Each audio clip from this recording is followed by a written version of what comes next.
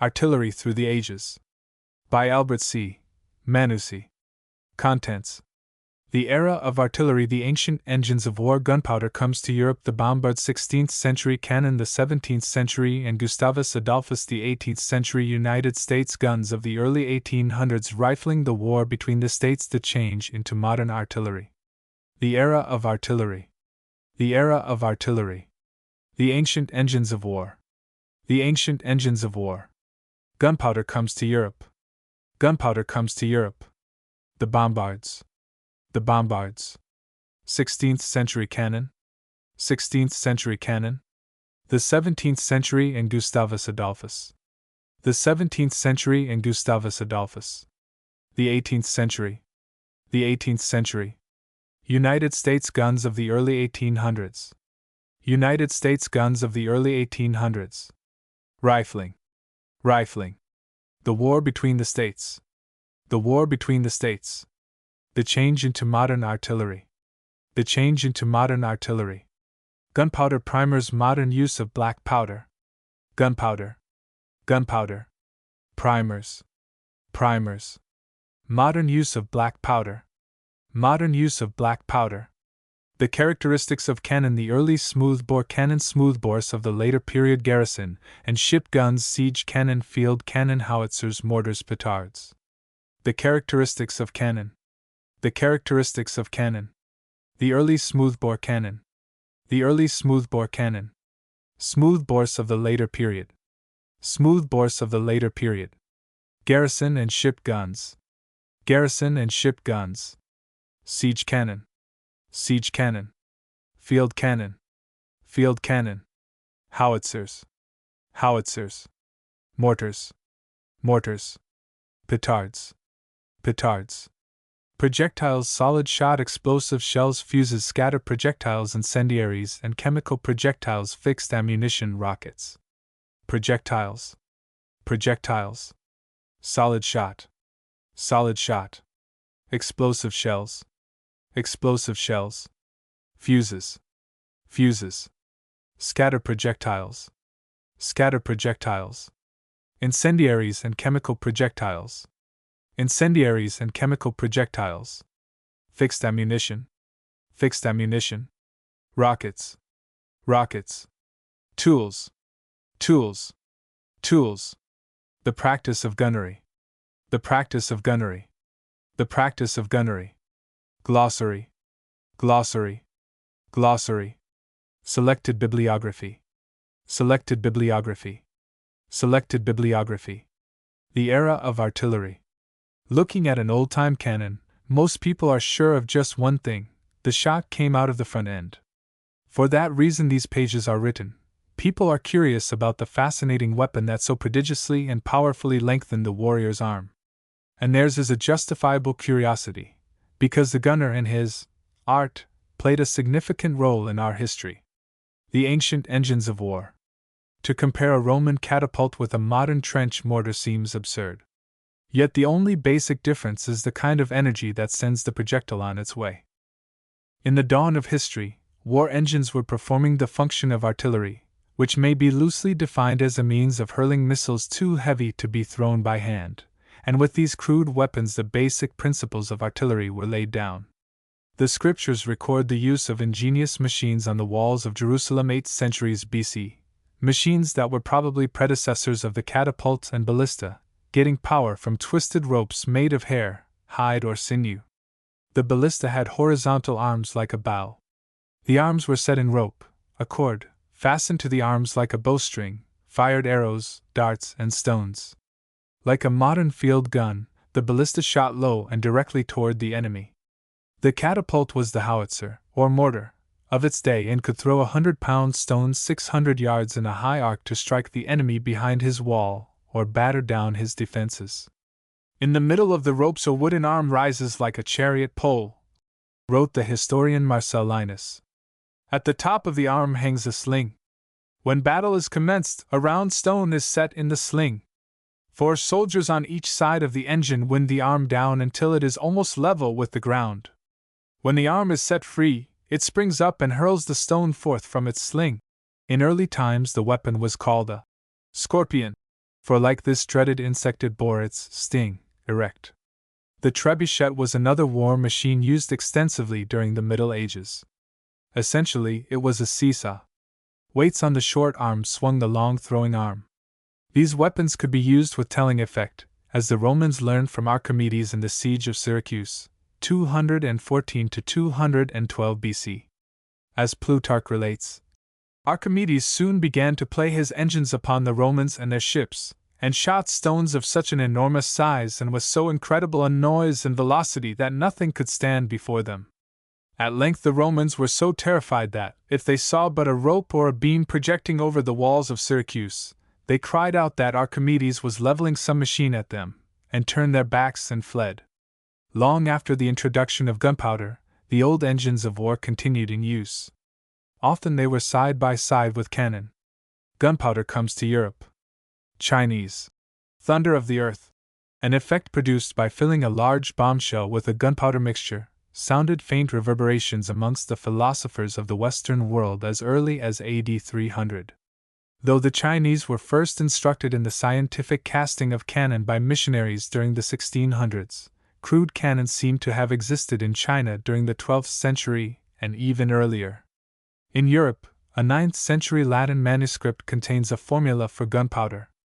But the first show of firearms in Western Europe may have been by the Moors, at Saragossa, in AD 1118. In later years the Spaniards turned the new weapon against their Moorish enemies at the siege of Cordova, 1280, and the capture of Gibraltar, 1306.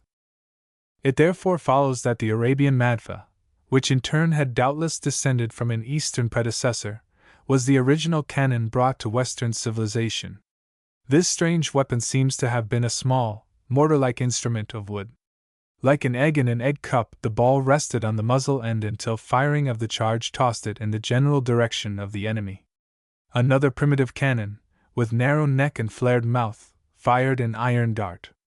The shaft of the dart was wrapped with leather to fit tightly into the neck of the piece. A red-hot bar thrust through a vent ignited the charge. The range was about 700 yards.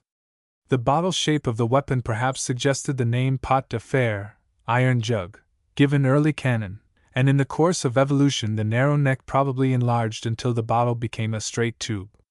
During the 100 Years' War, 1339 to 1453, cannon came into general use. Those early pieces were very small, made of iron or cast bronze, and fired lead or iron balls. They were laid directly on the ground, with muzzles elevated by mounding up the earth. Being cumbrous and inefficient, they played little part in battle, but were quite useful in a siege. The bombards. By the middle 1400s the little popguns that tossed 1 or 2 pound pellets had grown into enormous bombards. Dull Greet, the giant bombard of Ghent, had a 25-inch caliber and fired a 700-pound granite ball. It was built in 1382. Edinburgh Castle's famous Mons Meg threw a 19.5-inch iron ball some 1,400 yards. A mile is 1,760 yards, or a stone ball twice that far. The Scottish kings used Meg between 1455 and 1513 to reduce the castles of rebellious nobles. A baron's castle was easily knocked to pieces by the prince who owned, or could borrow, a few pieces of heavy ordnance. The towering walls of the old-time strongholds slowly gave way to the earthwork-protected Renaissance fortification, which is typified in the United States by Castillo de San Marcos, in Castillo de San Marcos National Monument, St. Augustine, Florida.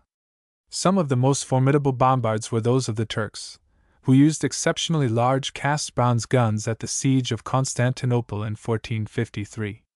One of these monsters weighed 19 tons and hurled a 600-pound stone 7 times a day. It took some 60 oxen and 200 men to move this piece, and the difficulty of transporting such heavy ordnance greatly reduced its usefulness. The largest caliber gun on record is the Great Mortar of Moscow.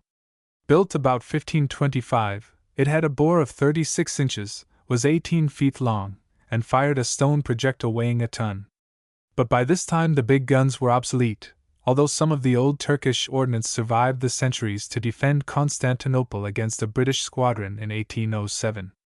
In that defense a great stone cut the mainmast of the British flagship, and another crushed through the English ranks to kill or wound 60 men. The ponderosity of the large bombards held them to level land, where they were laid on rugged mounts of the heaviest wood, anchored by stakes driven into the ground. A gunner would try to put his bombard 100 yards from the wall he wanted to batter down. One would surmise that the gunner, being so close to a castle wall manned by expert Genoese crossbowmen, was in a precarious position. He was, but earthworks or a massive wooden shield arranged like a seesaw over his gun gave him fair protection. Lowering the front end of the shield made a barricade behind which he could charge his muzzle loader, see figure 49. 49. In those days, and for many decades thereafter, neither gun crews nor transport were permanent. They had to be hired as they were needed. Master gunners were usually civilian artists, not professional soldiers, and many of them had cannon built for rental to customers. Artillerists obtained the right to captured metals such as tools and town bells, and this loot would be cast into guns or ransomed for cash. The making of guns and gunpowder, the loading of bombs, and even the serving of cannon were jealously guarded trade secrets. Gunnery was a closed corporation, and the gunner himself a guildsman. The public looked upon him as something of a sorcerer in league with the devil, and a captured artilleryman was apt to be tortured and mutilated.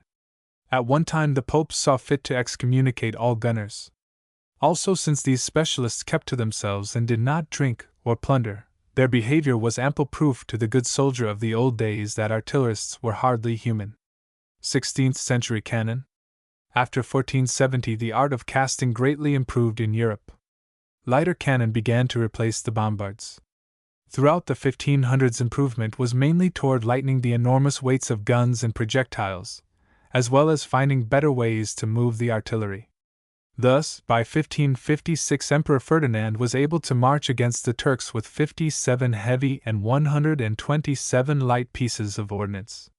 At the beginning of the 1400s cast iron balls had made an appearance.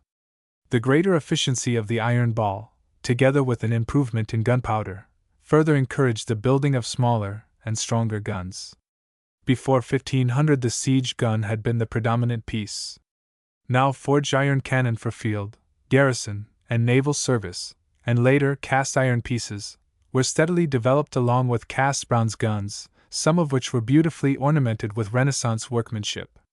The casting of trunnions on the gun made elevation and transportation easier, and the cumbrous beds of the early days gave way to crude artillery carriages with trails and wheels.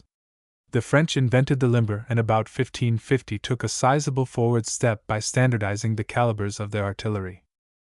Meanwhile, the first cannon had come to the New World with Columbus.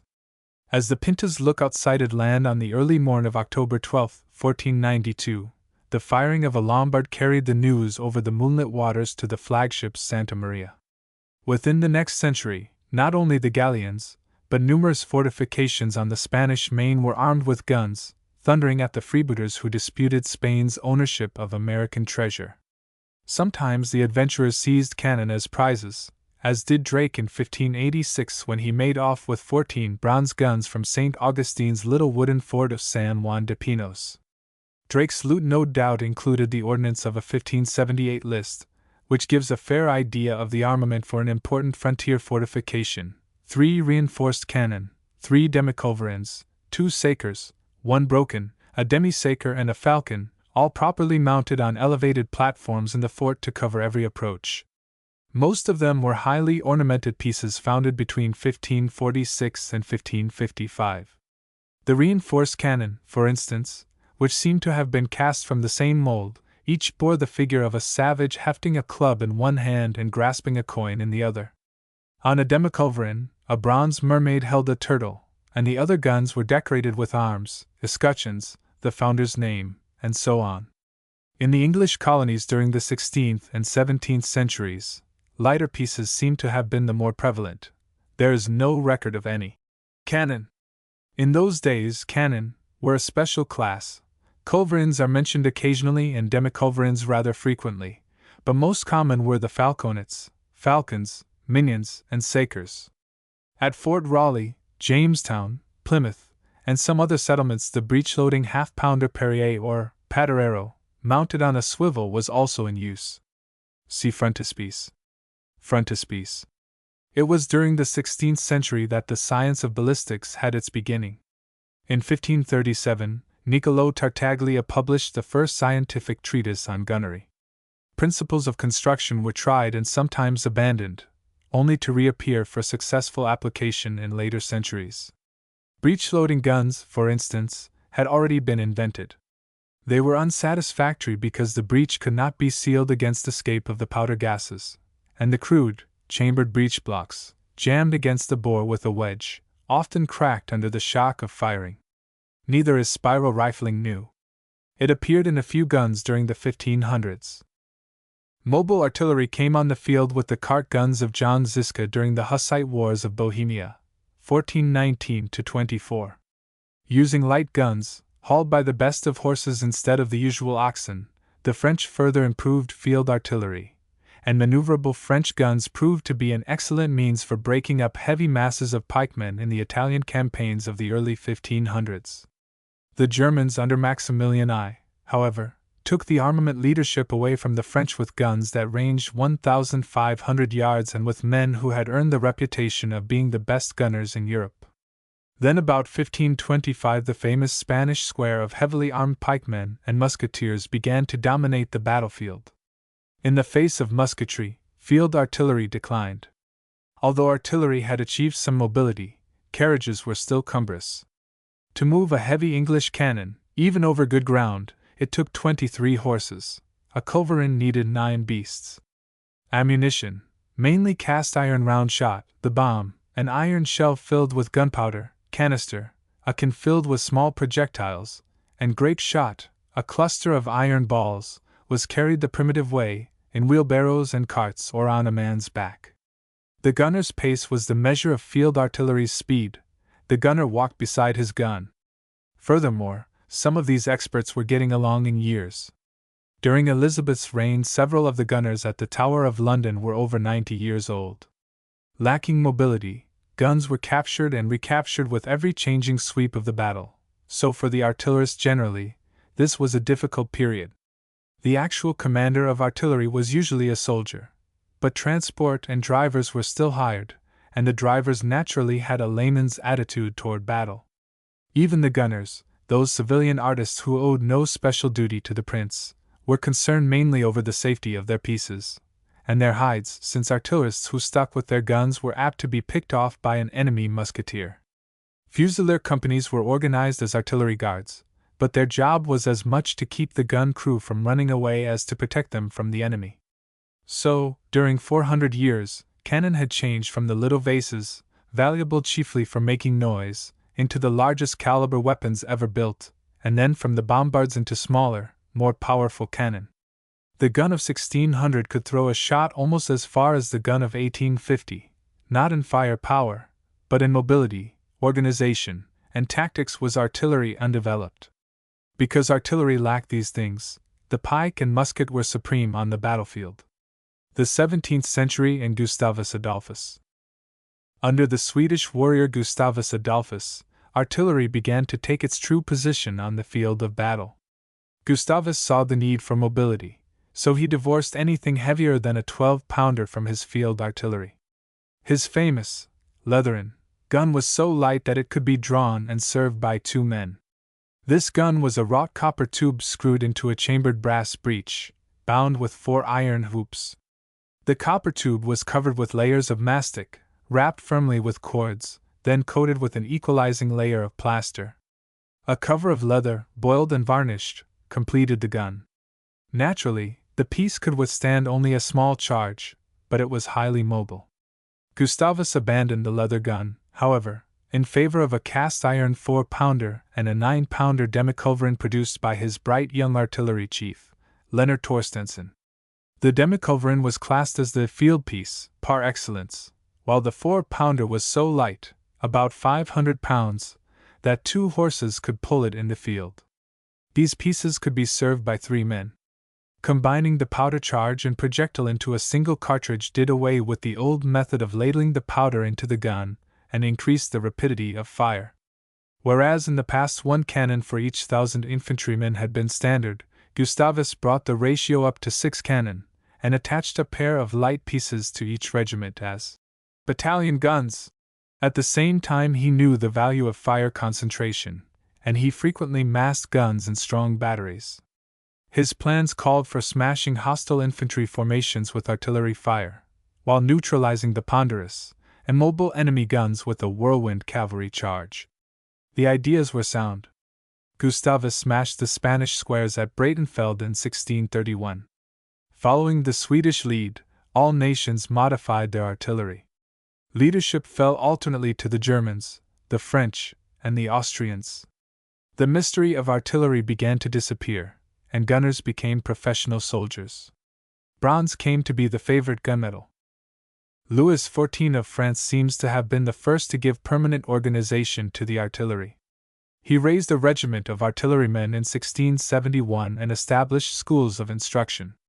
The standing army, principle that began about 1500, was by now in general use, and small armies of highly trained professional soldiers formed a class distinct from the rest of the population. As artillery became an organized arm of the military, expensive personnel and equipment had to be maintained even in peacetime. Still, some necessary changes were slow in coming. French artillery officers did not receive military rank until 1732, and in some countries drivers were still civilians in the 1790s. In 1716, Britain had organized artillery into 2 permanent companies, comprising the Royal Regiment of Artillery. Yet as late as the American Revolution there was a dispute about whether a general officer whose service had been in the Royal Artillery was entitled to command troops of all arms. There was no such question in England of the previous century. The artillery general was a personage having always a part of the charge, and when the chief general is absent, he is to command all the army. The 18th century. During the early 1700s, cannon were used to protect an army's deployment and to prepare for the advance of the troops by firing upon enemy formations. There was a tendency to regard heavy batteries, properly protected by field works or permanent fortifications, as the natural role for artillery. But if artillery was seldom decisive in battle, it nevertheless waxed more important through improved organization, training, and discipline. In the previous century, calibers had been reduced in number and more or less standardized. Now, there were notable scientific and technical improvements. The English scientist Benjamin Robins wedded theory to practice. His New Principles of Gunnery, 1742, did much to bring about a more scientific attitude toward ballistics. One result of Robins' research was the introduction, in 1779, of carronades, those short, light pieces so useful in the confines of a ship's gun deck. Carronades usually ranged in caliber from 6 to 68 pounders. In North America, cannon were generally too cumbrous for Indian fighting. But from the time, 1565, the French, in Florida, loosed the first bolt at the rival fleet of the Spaniard Menendez, cannon were used on land and sea during intercolonial strife, or against corsairs. Over the vast distances of early America, transport of heavy guns was necessarily by water. Without ships, the guns were inexorably walled in by the forest. So it was when the Carolinian Moore besieged St. Augustine in 1702. When his ships burned, Moore had to leave his guns to the Spaniards. One of the first appearances of organized American field artillery on the battlefield was in the Northeast, where France's Louis Psk fell to British and colonial forces in 1745. Serving with the British Royal Artillery was the ancient and honorable Artillery Company of Boston, which had originated in 1637. English field artillery of the day had brigades of 4 to 6 cannon, and each piece was supplied with 100 rounds of solid shot and 30 rounds of grape. John Muller's treatise on artillery, the standard English authority, was republished in Philadelphia, 1779, and British artillery was naturally a model for the arm in America. At the outbreak of the War of Independence, American artillery was an accumulation of guns, mortars, and howitzers of every sort and some 13 different calibers. Since the source of importation was cut off, the undeveloped casting industries of the colonies undertook cannon founding, and by 1775 the foundries of Philadelphia were casting both bronze and iron guns. A number of bronze French guns were brought in later. The mobile guns of Washington's army ranged from 3 to 24 pounders, with 5-1/2 and 8-inch howitzers. They were usually bronze. A few iron siege guns of 18-, 24-, and 32-pounder caliber were on hand. The guns used round shot, grape, and case shot. Mortars and howitzers fired bombs and carcasses. Side boxes, on each side of the carriage, held 21 rounds of ammunition and were taken off when the piece was brought into battery. Horses or oxen, with hired civilian drivers, formed the transport. On the battlefield, the cannoneers manned drag ropes to maneuver the guns into position. Sometimes, as at Guilford Courthouse, the ever-present forest diminished the effectiveness of artillery, but nevertheless the arm was often put to good use. The skill of the American gunners at Yorktown contributed no little toward the speedy advance of the siege trenches. Yorktown battlefield today has many examples of Revolutionary War cannon, including some fine ship guns recovered from British vessels sunk during the siege of 1781. In Europe, meanwhile, Frederick the Great of Prussia learned how to use cannon in the campaigns of the 7 Years' War, 1756–63. The education was forced upon him as gradual destruction of his veteran infantry made him lean more heavily on artillery. To keep pace with cavalry movements, he developed a horse artillery that moved rapidly along with the cavalry. His field artillery had only light guns and howitzers. With these improvements, he could establish small batteries at important points in the battle line, open the fight, and protect the deployment of his columns with light guns. What was equally significant, he could change the position of his batteries according to the course of the action. Frederick sent his 3- and 6-pounders ahead of the infantry. Gunners dismounted 500 paces from the enemy and advanced on foot, pushing their guns ahead of them, firing incessantly and using grape shot during the latter part of their advance. Up to closest range they went, until the infantry caught up, passed through the artillery line, and stormed the enemy position. Remember that battle was pretty formal, with musketeers standing or kneeling in ranks, often in full view of the enemy. Perhaps the outstanding artilleryman of the 1700s was the Frenchman Jean-Baptiste de Gribeauval, who brought home a number of ideas after serving with the capable Austrian artillery against Frederick. The great reform in French artillery began in 1765, although Gribeauval was not able to effect all of his changes until he became Inspector General of Artillery in 1776. He all but revolutionized French artillery, and vitally influenced other countries. Gribeauval's artillery came into action at a gallop and smothered enemy batteries with an overpowering volume of fire. He created a distinct material for field, siege, garrison, and coast artillery. He reduced the length and weight of the pieces, as well as the charge and the windage, the difference between the diameters of shot and bore. He built carriages so that many parts were interchangeable, and made soldiers out of the drivers. For siege and garrison he adopted 12- and 16-pounder guns, an 8-inch howitzer and 8-, 10-, and 12-inch mortars. For coastal fortifications he used the traversing platform which, having rear wheels that ran upon a track, greatly simplified the training of a gun right or left upon a moving target, figure 10. Gribeauval-type material was used with the greatest effect in the new tactics which Napoleon introduced. 10. Napoleon owed much of his success to masterly use of artillery. Under this captain there was no preparation for infantry advance by slowly disintegrating the hostile force with artillery fire. Rather, his artillerymen went up fast into closest range, and by actually annihilating a portion of the enemy line with case-shot fire, covered the assault so effectively that columns of cavalry and infantry reached the gap without striking a blow. After Napoleon, the history of artillery largely becomes a record of its technical effectiveness, together with improvements or changes in putting well-established principles into action. United States guns of the early 1800s. The United States adopted the Gribeauval system of artillery carriages in 1809, just about the time it was becoming obsolete. The French abandoned it in 1829. The change to this system, however, did not include adoption of the French gun calibers. Early in the century, cast iron replaced bronze as a gunmetal, a move pushed by the growing United States iron industry, and not until 1836 was bronze readopted in this country for mobile cannon. In the meantime, artillery in the War of 1812 did most of its fighting with iron 6-pounders. Fort McHenry, which is administered by the National Park Service as a national monument and historic shrine, has a few ordnance pieces of the period. During the Mexican War, the artillery carried 6 and 12-pounder guns, the 12-pounder mountain howitzer, a light piece of 220 pounds which had been added for the Indian campaigns, a 12-pounder field howitzer, 788 pounds, the 24 and 32-pounder howitzers, and 8 and 10-inch mortars.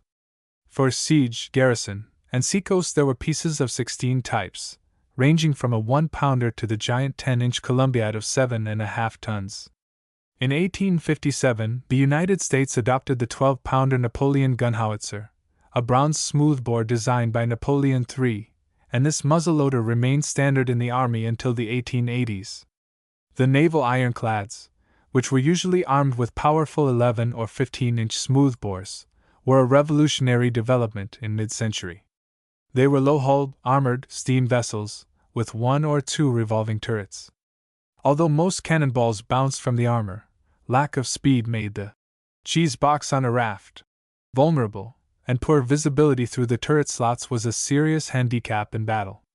While 20-, 30-, and 60-pounder Parrott rifles soon made an appearance in the Federal Navy, along with Dahlgren's 12- and 20-pounder rifled howitzers, the Navy relied mainly upon its shell guns, the 9-, 10-, 11-, and 15-inch iron smoothbores. There were also 8-inch guns of 55 and 63 hundredweight, the contemporary naval nomenclature, and 4 sizes of 32-pounders ranging from 27 to 57 hundredweight. The heavier guns took more powder and got slightly longer ranges. Many naval guns of the period are characterized by a hole in the cascabel, through which the breaching tackle was run to check recoil. The Navy also had a 13-inch mortar, mounted aboard ship on a revolving circular platform. Landing parties were equipped with 12 or 24-pounder howitzers either on boat carriages, a flat bed something like a mortar bed, or on 3-wheeled, field carriages. Rifling, by imparting a spin to the projectile as it travels along the spiral grooves in the bore, permits the use of a long projectile and ensures its flight point first, with great increase in accuracy. The longer projectile, being both heavier and more streamlined than round shot of the same caliber, also has a greater striking energy. Though Benjamin Robbins was probably the first to give sound reasons, the fact that rifling was helpful had been known a long time.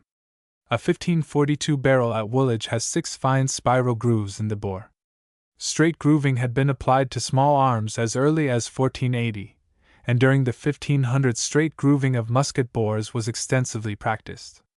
Probably, rifling evolved from the early observation of the feathers on an arrow, and from the practical results of cutting channels in a musket, originally to reduce fouling, then because it was found to improve accuracy of the shot.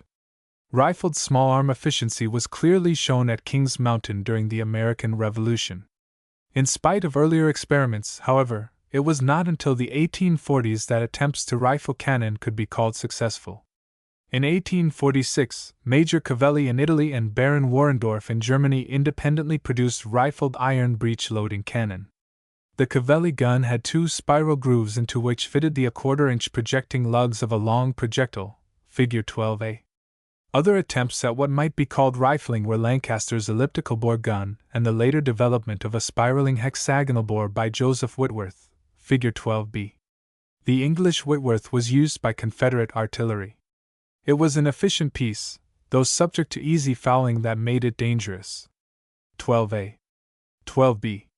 Then, in 1855, England's Lord Armstrong designed a rifle breechloader that included so many improvements as to be revolutionary. This gun was rifled with a large number of grooves and fired lead-coated projectiles. Much of its success, however, was due to the built-up construction.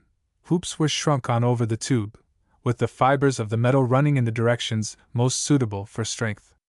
Several United States muzzleloading rifles of built-up construction were produced about the same time as the Armstrong and included the Chambers, 1849, the Treadwell, 1855, and the well-known Parrott of 1861, figures 12e and 13. 12E. 13. The German Krupp rifle had an especially successful breech mechanism. It was not a built-up gun, but depended on superior crucible steel for its strength.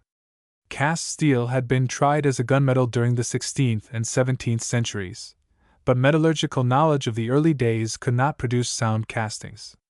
Steel was also used in other mid-19th century rifles, such as the United States wired gun and the British Blakely, with its swollen, cast-iron breech hoop. Fort Pulaski National Monument, near Savannah, Georgia, has a fine example of a 24-pounder Blakely used by the Confederates in the 1862 defense of the fort.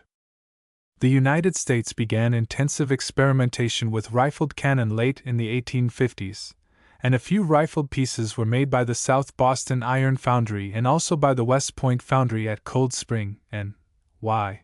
The first appearance of rifles in any quantity, however, was near the outset of the 1861 hostilities, when the Federal artillery was equipped with 300 wrought iron 3-inch guns. Figure 14E. This 12-pounder, which fired a 10-pound projectile, was made by wrapping sheets of boiler iron around a mandrel. The cylinder thus formed was heated and passed through the rolls for welding, then cooled, bored, turned, and rifled. It remained in service until about 1900. Another rifle giving good results was the cast-iron 4.5-inch siege gun. This piece was cast solid, then bored, turned, and rifled. Uncertainty of strength, a characteristic of cast iron, caused its later abandonment. 14E. The United States rifle that was most effective in siege work was the invention of Robert P. Parrott. His cast-iron guns, Figure 13, many of which are seen today in the battlefield parks, are easily recognized by the heavy wrought iron jacket reinforcing the breech. The jacket was made by coiling a bar over the mandrel in a spiral, then hammering the coils into a welded cylinder. The cylinder was bored and shrunk on the gun.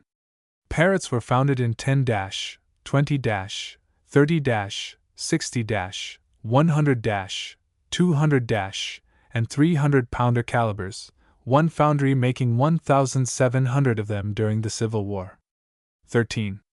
All nations, of course, had large stocks of smoothbores on hand, and various methods were devised to make rifles out of them. The U.S.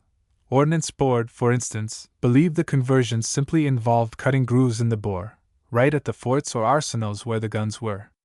In 1860, half of the United States artillery was scheduled for conversion. As a result, a number of old smoothbores were repaired to fire rifle projectiles of the various patents which preceded the modern copper rotating band, Figure 12C and D.F. Under the James patent, Figure 12C, the weight of metal thrown by a cannon was virtually doubled, converted 24-, 32 and 42 pounders fired elongated shot class respectively as 48-, 64-, and 84-pound projectiles. After the siege of Fort Pulaski, Federal Gen Q. A. Gilmore praised the 84-pounder and declared, "No better piece for breeching can be desired." But experience soon proved the heavier projectiles caused increased pressures which converted guns could not withstand for long. 12C DF. 12C. The early United States rifles had a muzzle velocity about the same as the smoothbore, but whereas the round shot of the smoothbore lost speed so rapidly that at 2,000 yards its striking velocity was only about a third of the muzzle velocity, the more streamlined rifle projectile lost speed very slowly. But the rifle had to be served more carefully than the smoothbore. Rifling grooves were cleaned with a moist sponge, and sometimes oiled with another sponge.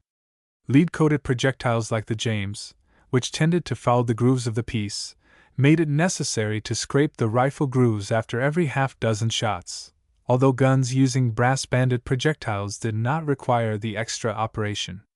With all muzzleloading rifles, the projectile had to be pushed close home to the powder charge. Otherwise, the blast would not fully expand its rotating band, the projectile would not take the grooves, and would tumble, after leaving the gun, to the utter loss of range and accuracy. Incidentally, gunners had to run out, push the gun into firing position, both smoothbore and rifled muzzleloaders carefully. A sudden stop might make the shot start forward as much as 2 feet. When the Ordnance Board recommended the conversion to rifles. It also recommended that all large caliber iron guns be manufactured on the method perfected by Captain T. J. Rodman, which involved casting the gun around a water-cooled core. The inner walls of the gun, thus solidified first, were compressed by the contraction of the outer metal as it cooled down more slowly, and had much greater strength to resist explosion of the charge. The Rodman smoothbore, founded in 8-, 10-, 15-, and 20-inch calibers, was the best cast iron ordnance of its time, figure 14F. The 20-inch gun, produced in 1864, fired a 1,080-pound shot. The 15-incher was retained in service through the rest of the century, and these monsters are still to be seen at Fort McHenry National Monument, an historic shrine, or on the ramparts of Fort Jefferson, in the national monument of that name, in the dry Tortugas Islands. In later years, a number of 10-inch Rodmans were converted into 8-inch rifles by enlarging the bore and inserting a grooved steel tube. 14F. The War between the States. At the opening of this civil conflict, most of the material for both armies was of the same type, smoothbore. The various guns included weapons in the great masonry fortifications built on the long United States coastline since the 1820s, weapons such as the Columbiad, a heavy, long-chambered American muzzle-loader of iron, developed from its bronze forerunner of 1810. The Columbiad, figure 14D, was made in 8-, 10-, and 12-inch calibers and could throw shot and shell well over 5,000 yards. New Columbiads came out of the foundries at the start of the 1860s, minus the powder chamber, and with smoother lines.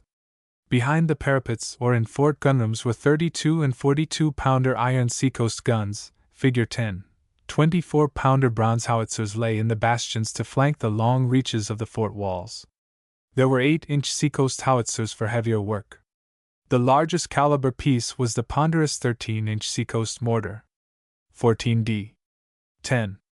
Siege and garrison cannon included 24-pounder and 8-inch bronze howitzers, figure 14B, a 10-inch bronze mortar, figure 14A, 12-, 18-, and 24-pounder iron guns, figure 14C, and later the 4.5-inch cast iron rifle. With the exception of the new 3-inch wrought iron rifle, figure 14E, field artillery cannon were bronze, 6- and 12-pounder guns, the 12-pounder Napoleon gun howitzer, 12-pounder mountain howitzer, 12-, 24-, and 32-pounder field howitzers, and the little Coehorn mortar, figure 39. A machine gun invented by Dr. Richard J. Gatling became part of the artillery equipment during the war, but was not much used. Reminiscent of the ancient Ribaudquin, a repeating cannon of several barrels, the Gatling gun could fire about 350 shots a minute from its 10 barrels, which were rotated and fired by turning a crank. In Europe it became more popular than the French mitrailleuse. 14B, 14A, 14C, 14E, 39. The smaller smoothbores were effective with case shot up to about 600 or 700 yards, and maximum range of field pieces went from something less than the 1,566 yards solid shot trajectory of the Napoleon to about 2,600 yards, a mile and a half, for a 6-inch howitzer. At Chancellorsville, one of Stonewall Jackson's guns fired a shot which bounded down the center of a roadway and came to rest a mile away. The performance verified the drill book tables. Maximum ranges of the larger pieces, however, ran all the way from the average 1,600 yards of an 18-pounder Garrison gun to the well over 3-mile range of a 12-inch Columbiad firing a 180-pound shell at high elevation. A 13-inch Seacoast mortar would lob a 200-pound shell 4,325 yards, or almost 2.5 miles. The shell from an 8-inch howitzer carried 2,280 yards, but at such extreme ranges the guns could hardly be called accurate. On the battlefield, Napoleon's artillery tactics were no longer practical. The infantry, armed with its own comparatively long-range firearm, was usually able to keep artillery beyond case-shot range, and cannon had to stand off at such long distances that their primitive ammunition was relatively ineffective. The result was that when attacking infantry moved in, the defending infantry and artillery were still fresh and unshaken, ready to pour a devastating point-blank fire into the assaulting lines. Thus, in spite of an intensive 2-hour bombardment by 138 Confederate guns at the crisis of Gettysburg, as the gray-clad troops advanced across the field to close range, double canister and concentrated infantry volleys cut them down in masses. Field artillery smoothbores, under conditions prevailing during the war, generally gave better results than the smaller caliber rifle. A 3-inch rifle, for instance, had twice the range of a Napoleon, but in the broken, heavily wooded country where so much of the fighting took place, the superior range of the rifle could not be used to full advantage. Neither was its relatively small and sometimes defective projectile as damaging to personnel as case or grate from a larger caliber smoothbore. At the First Battle of Manassas, July 1861, more than half the 49 Federal cannon were rifled, but by 1863, even though many more rifles were in service, the majority of the pieces in the field were still the old reliable 6- and 12-pounder smoothbores. It was in siege operations that the rifles forced a new era. As the smoke cleared after the historic bombardment of Fort Sumter in 1861, military men were already speculating on the possibilities of the newfangled weapon. A Confederate 12-pounder Blakely had pecked away at Sumter with amazing accuracy. But the first really effective use of the rifles in siege operations was at Fort Pulaski, 1862. Using 10 rifles and 26 smoothbores, General Gillmore breached the 7.5-foot thick brick walls in little more than 24 hours. Yet his batteries were a mile away from the target. The heavier rifles were converted smoothbores, firing 48-, 64-, and 84-pound James projectiles that drove into the fort wall from 19 to 26 inches at each fair shot. The smoothbore Columbiads could penetrate only 13 inches, while from this range the ponderous mortars could hardly hit the fort. A year later, Gillmore used 100-, 200-, and 300-pounder Parrott rifles against Fort Sumter. The big guns, firing from positions some 2 miles away and far beyond the range of the fort guns, reduced Sumter to a smoking mass of rubble. The range and accuracy of the rifles startled the world. A 30-pounder, 4.2-inch, Parrott had an amazing carry of 8,453 yards with 80-pound hollow shot, the notorious Swamp Angel, that fired on Charleston in 1863 was a 200-pounder Parrott mounted in the marsh 7,000 yards from the city. But strangely enough, neither rifles nor smoothbores could destroy earthworks. As was proven several times during the war, the defenders of a well-built earthwork were able to repair the trifling damage done by enemy fire almost as soon as there was a lull in the shooting.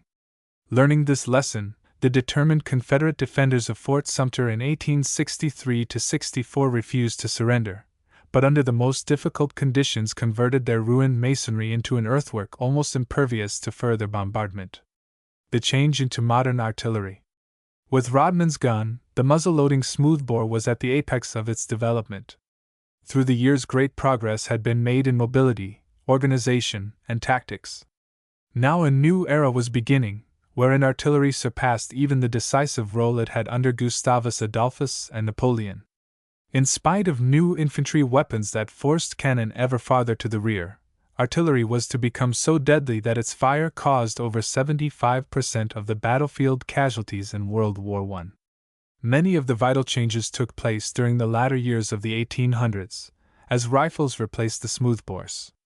Steel came into universal use for gun founding, breech and recoil mechanisms were perfected, smokeless powder and high explosives came into the picture. Hardly less important was the invention of more efficient sighting and laying mechanisms. The changes did not come overnight. In Britain, after breechloaders had been in use almost a decade, the ordnance men went back to muzzle-loading rifles. Faulty breech mechanisms caused too many accidents. Not until one of HMS Thunderer's guns was inadvertently double-loaded did the English return to an improved breechloader.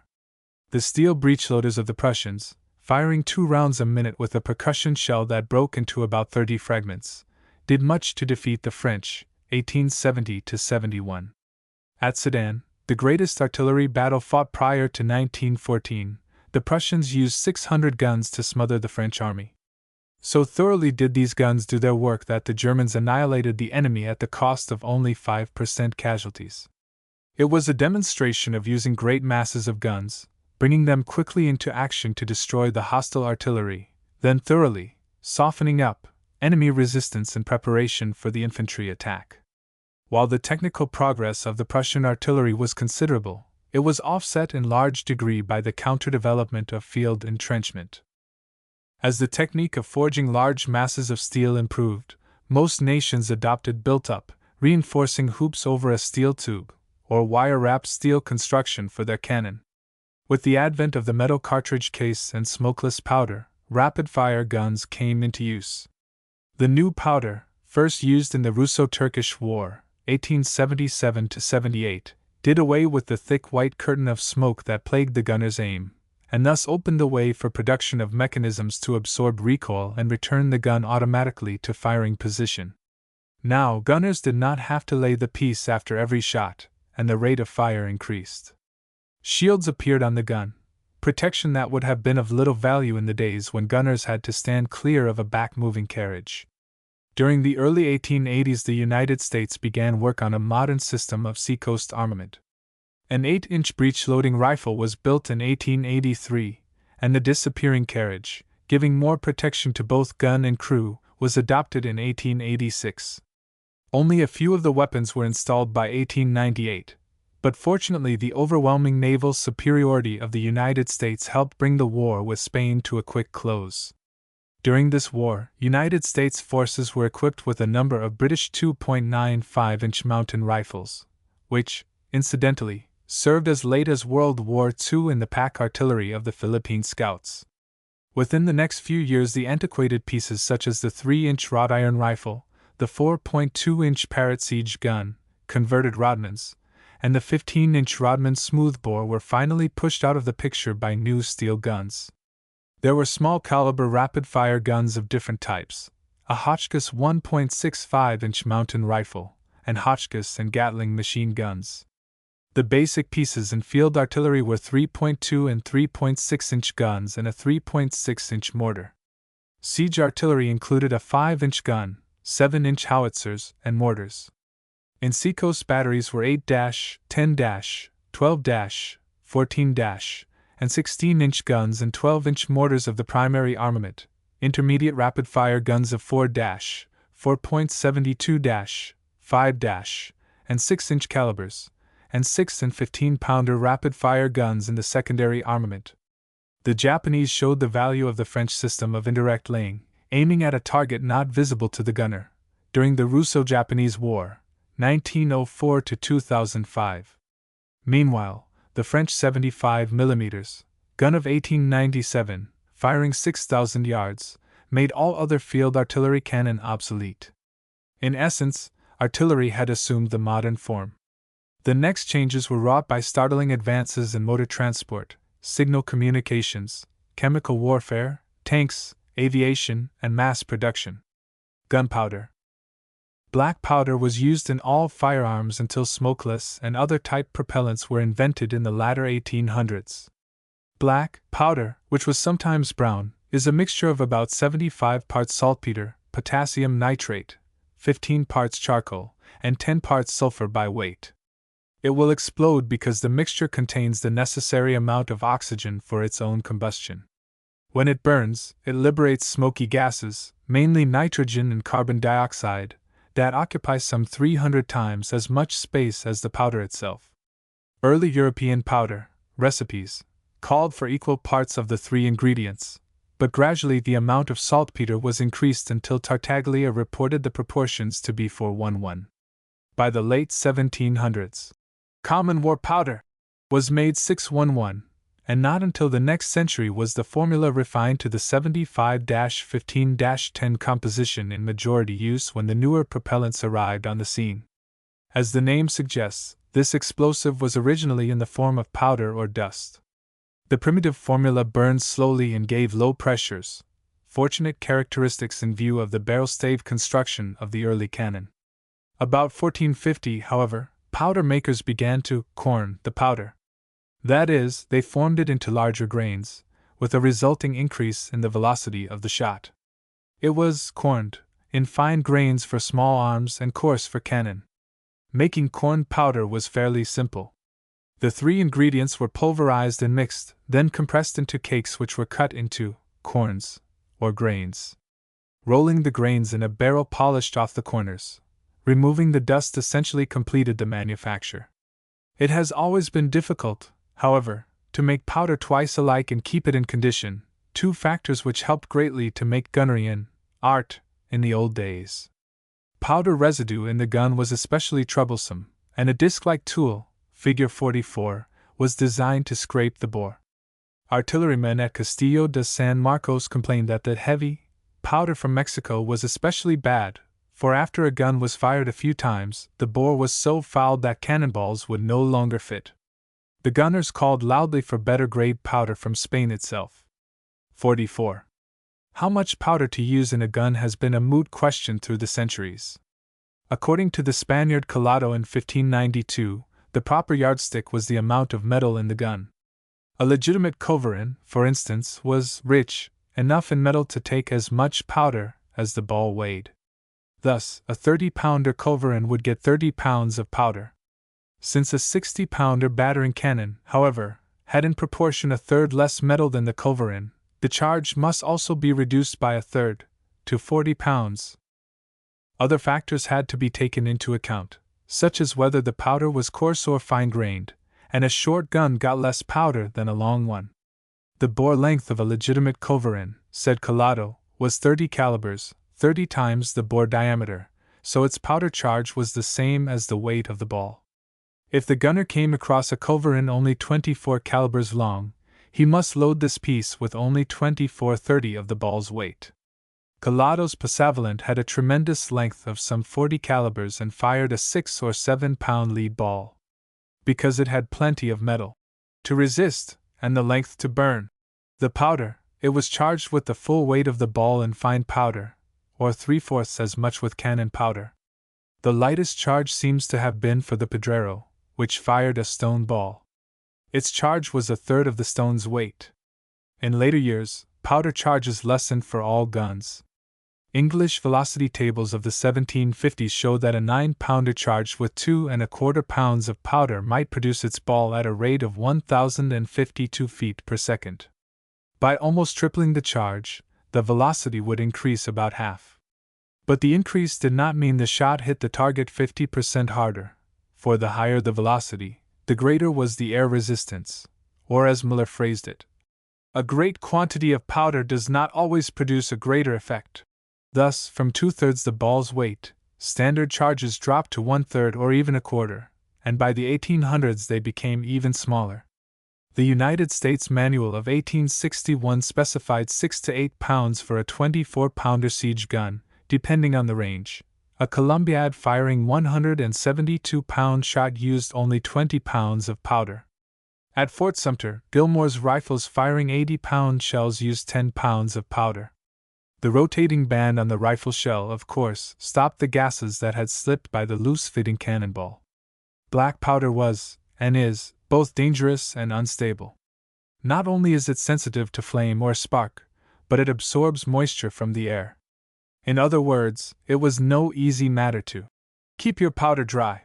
During the middle 1700s, Spaniards on a Florida River outpost kept powder in glass bottles. Earlier soldiers, fleeing into the humid forests before Sir Francis Drake, carried powder in parularas, stoppered, narrow-necked pitchers. As for magazines, a dry magazine was just about as important as a shell-proof one. Charcoal and chloride of lime, hung in containers near the ceiling, were early used as dehydrators, and in the 18th century standard English practice was to build the floor 2 feet off the ground and lay stone chips or dry sea coals under the flooring. Side walls had air holes for ventilation, but screened to prevent the enemy from letting in some small animal with fire tied to his tail. Powder casks were laid on their sides and periodically rolled to a different position. Otherwise, explains a contemporary expert, the saltpetre, being the heaviest ingredient, will descend into the lower part of the barrel, and the powder above will lose much of its goodness. In the dawn of artillery, loose powder was brought to the gun in a covered bucket, usually made of leather. The loader scooped up the proper amount with a ladle, figure 44, and inserted it into the gun. He could, by using his experienced judgment, put in just enough powder to give him the range he wanted, much as our modern artillerymen sometimes use only a portion of their charge. After Gustavus Adolphus in the 1630s, however, powder bags came into wide use, although English gunners long preferred to ladle their powder. The powder bucket or passing box, of course, remained on the scene. It was usually large enough to hold a pair of cartridge bags. 44. The root of the word cartridge seems to be carta, meaning paper. But paper was only one of many materials such as canvas, linen, parchment, flannel, the woolen stuff of the 1860s, and even wood. Until the advent of the silk cartridge, nothing was entirely satisfactory. The materials did not burn completely, and after several rounds it was mandatory to withdraw the unburned bag ends with a wormer, figure 44, else they accumulated to the point where they blocked the vent or touch hole by which the piece was fired. Parchment bags shriveled up and stuck in the vent, purpling many a good gunner's face. 44. Primers. When the powder bag came into use, the gunner had to prick the bag open so the priming fire from the vent could reach the charge. The operation was accomplished simply enough by plunging the gunner's pick into the vent far enough to pierce the bag. Then the vent was primed with loose powder from the gunner's flask. The vent prime, which was not much improved until the 19th century, was a trick learned from the 14th century Venetians. There were numerous tries for improvement, such as the powder-filled tin tube of the 1700s, the point of which pierced the powder bag. But for all of them, the slow match had to be used to start the fire train. Before 1800, the slow match was in universal use for setting off the charge. The match was usually a 3-strand cotton rope, soaked in a solution of saltpeter and otherwise chemically treated with lead acetate, and lie to burn very slowly, about 4 or 5 inches an hour. It was attached to a linstock, figure 18, a forked stick long enough to keep the cannoneer out of the way of the recoil. 18. Chemistry advances, like the isolation of mercury fulminate in 1800, led to the invention of the percussion cap and other primers. On many a battleground you may have picked up a scrap of twisted wire, the loop of a friction primer. The device was a copper tube, figure 19, filled with powder. The tube went into the vent of the cannon and buried its tip in the powder charge. Near the top of this tube was soldered a spur, a short tube containing a friction composition, antimony sulfide and potassium chlorate. Lying in the composition was the roughened end of a wire slider. The other end of the slider was twisted into a loop for hooking to the gunner's lanyard. It was like striking a match, a smart pull on the lanyard, and the rough slider ignited the composition. Then the powder in the long tube began to burn and fired the charge in the cannon. Needless to say, it happened faster than we can tell it. 19. The percussion primer was even more simple, a quill tube, filled with fine powder, fitted into the vent. A fulminate cap was glued to the top of the tube. A pull of the lanyard caused the hammer of the cannon to strike the cap, just like a little boy's cap pistol, and start the train of explosions. Because the early methods of priming left the vent open when the cannon fired, the little hole tended to enlarge. Many cannon during the 1800s were made with 2 vents, side by side. When the first one wore out, it was plugged, and the second vent opened. Then, to stop this erosion, the obturating, sealing primer came into use. It was like the common friction primer, but screwed into and sealed the vent. Early electric primers, by the way, were no great departure from the friction primer. The wires fired a bit of guncotton, which in turn ignited the powder in the primer tube. Modern use of black powder. Aside from gradual improvement in the formula, no great change in powder making came until 1860, when Gen. Thomas J. Rodman of the U.S. Ordnance Department began to tailor the powder to the caliber of the gun. The action of ordinary cannon powder was too sudden. The whole charge was consumed before the projectile had fairly started on its way, and the strain on the gun was terrific.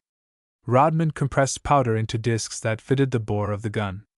The discs were an inch or 2 thick, and pierced with holes. With this arrangement, A minimum of powder surface was exposed at the beginning of combustion, but as the fire ate the holes larger, compare Figure 20F, the burning area actually increased, producing a greater volume of gas as the projectile moved forward. Rodman thus laid the foundation for the progressive burning pellets of modern powders, Figure 20. 20F. 20.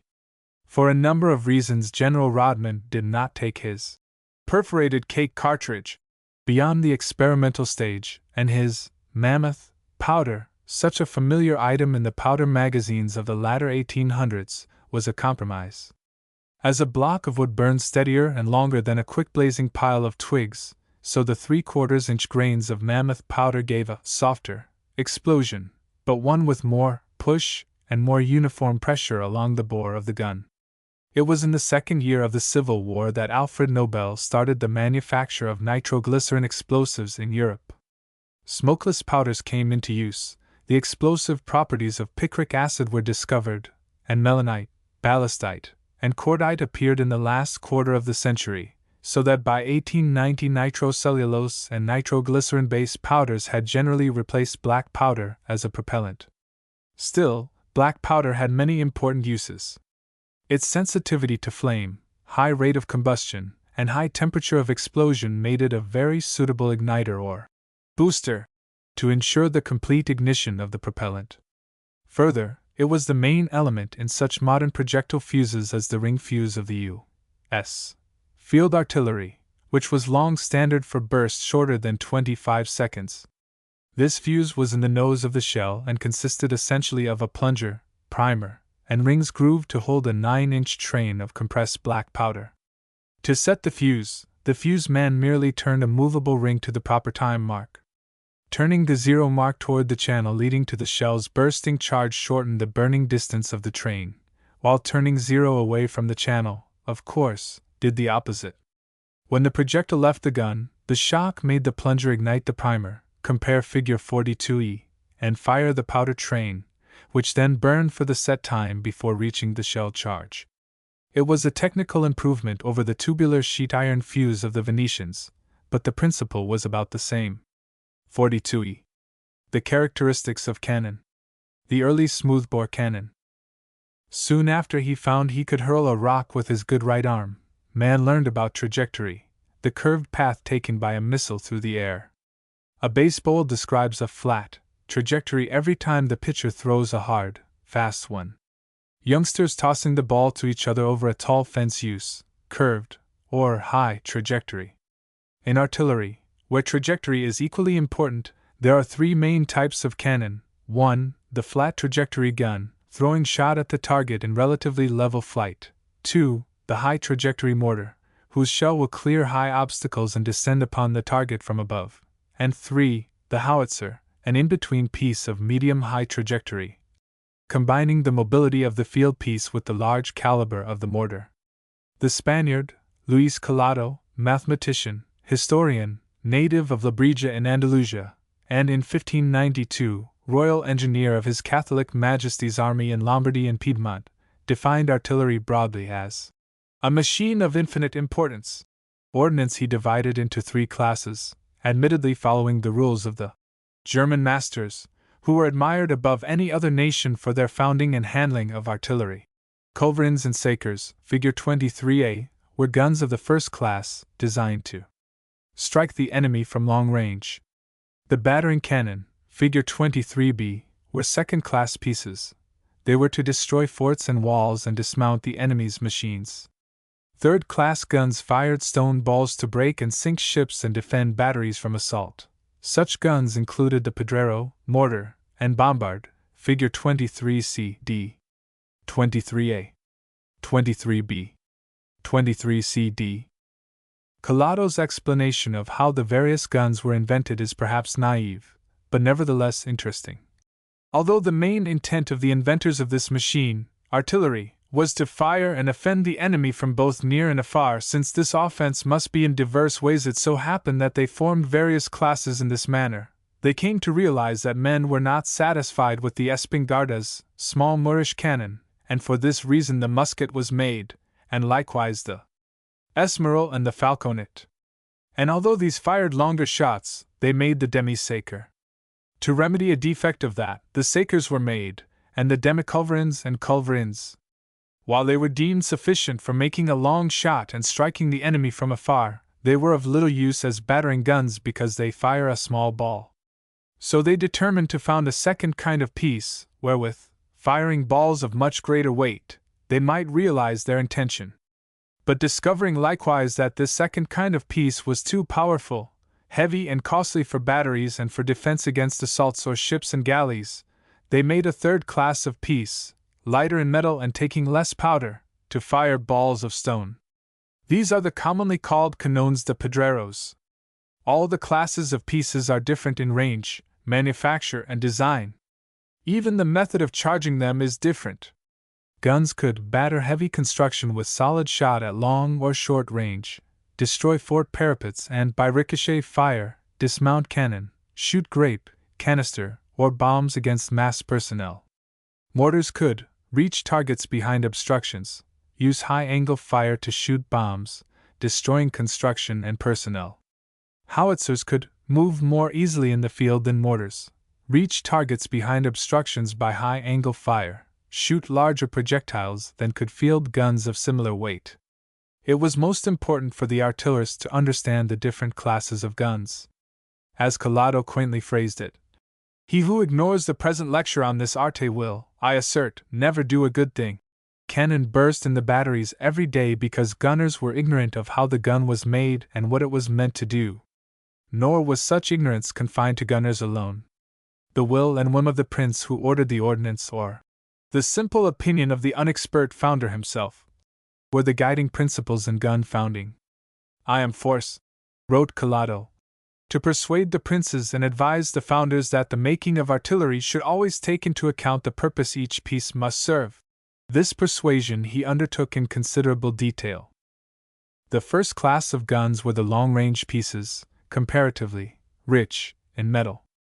In the following table from Collado, the calibers and ranges for most Spanish guns of this class are given, although, as the second column shows, at this period calibers were standardized only in a general way.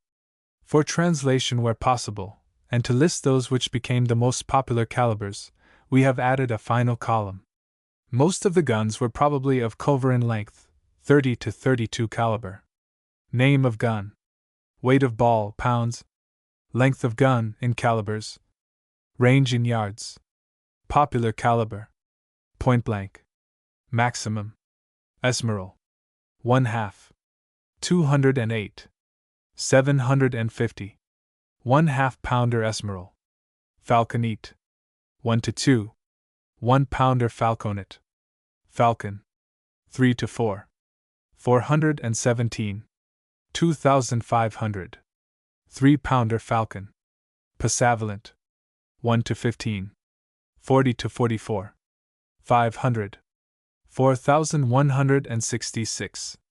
6 pounder Passavalent. Media Saker. 5 to 7. 417. 3,750. 6 pounder Demi-Saker. Saker. 7 to 10. 9 pounder Saker. Moyana. 8 to 10. Shorter than Saker. 9 pounder Man. Media Culebrina. 10 to 18.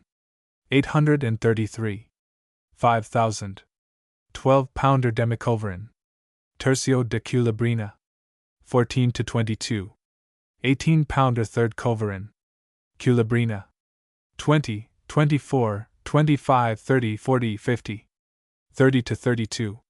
1,742. 6,666. 24 pounder culverin. Culebrina Real. 24 to 40. 30 to 32. 32 pounder culverin Royal. Doble Culebrina. 40 and up. 30 to 32. 48 pounder culverin. In view of the range Collado ascribes to the culverin, some remarks on gun performances are in order.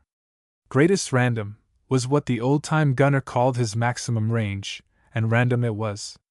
Beyond point-blank range, the gunner was never sure of hitting his target. So with smoothbores, long range was never of great importance.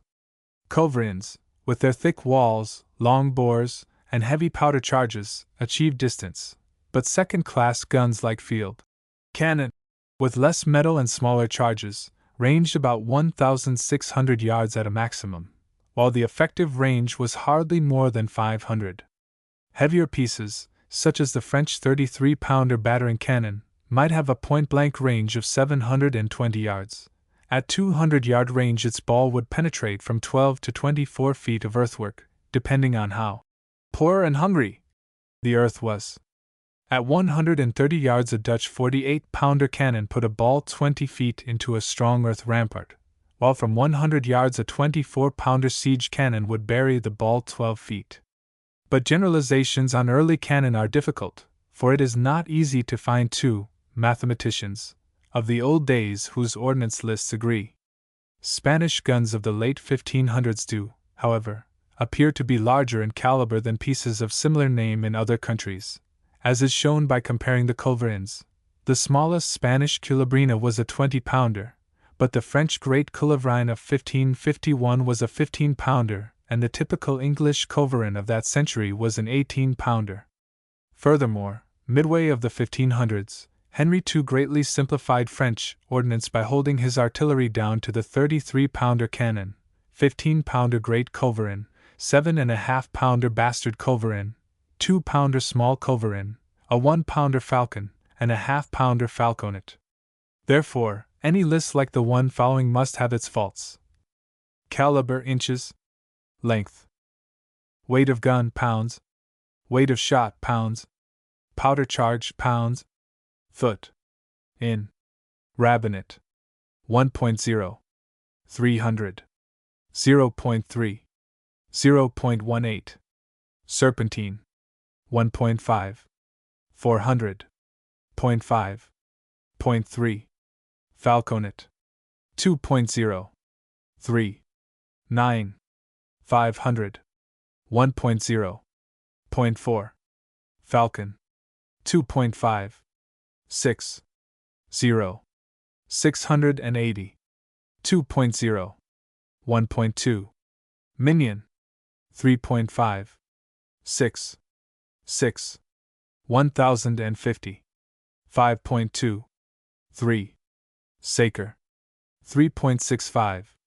6, 11, 1400, 6, 4, culverin bastard 4.56, 8, 6, 3000, 11, 5.7, demi-culverin 4.0, 3400, 8, 6, basilisk 5.0, 4000, 14, 9, culverin 5.2, 10, 11, 4840, 18, 12, pedrero 6.0, 3800, 26, 14, demi-cannon 6.4, 11, 0, 4000, 32, 18,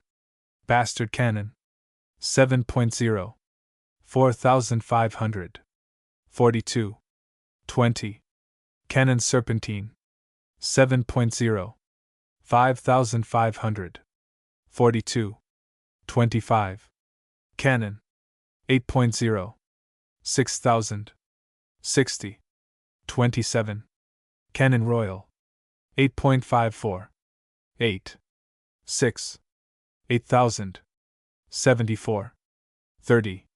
Like many gun names, the word culverin has a metaphorical meaning. It derives from the Latin culebra, snake. Similarly, the light gun called a spide or aspic, meaning asp-like, was named after the venomous asp.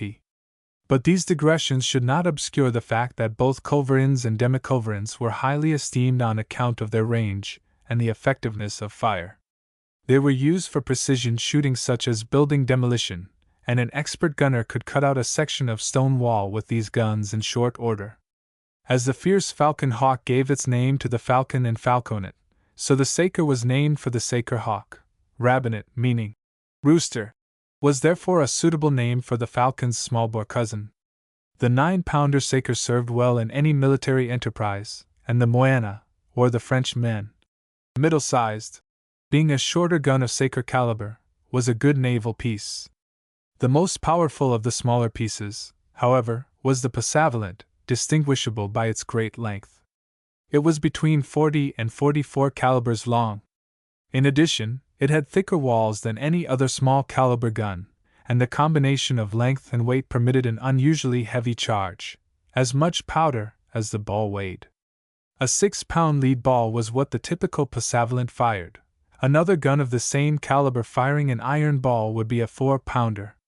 The point-blank range of this Spanish gun was a football field's length farther than either the Falcon or Demi-Saker. In today's Spanish, Passavalent means fast action, a phrase suggestive of the vicious impetuosity to be expected from such a small but powerful cannon. Sometimes it was termed a Dragon, the English equivalent of which may be the Drake, meaning dragon, but perhaps its most popular name in the early days was Cerbatana, from Cerberus, the fierce 3-headed dog of mythology. Strange things happen to words. A Cerbatana in modern Spanish is a pea-shooter. Spanish name.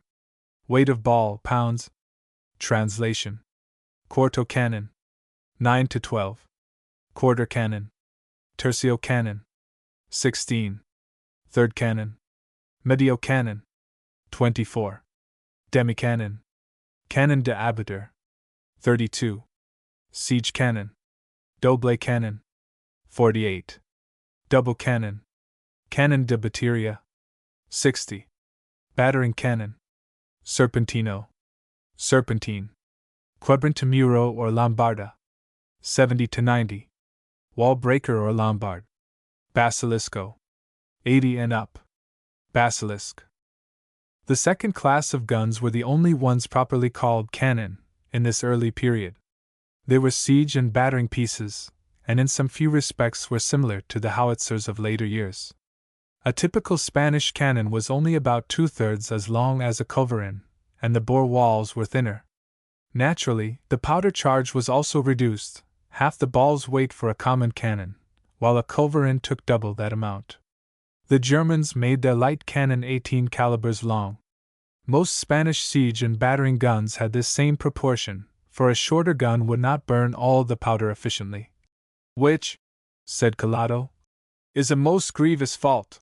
However, small cannon of 18 caliber length were too short. The muzzle blast tended to destroy the embrasure of the parapet. For this reason, Spanish demi-cannon were as long as 24 calibers and the quarter cannon ran up to 28. The 12-pounder quarter cannon, incidentally, was culverined, or reinforced so that it actually served in the field as a demi-culverin.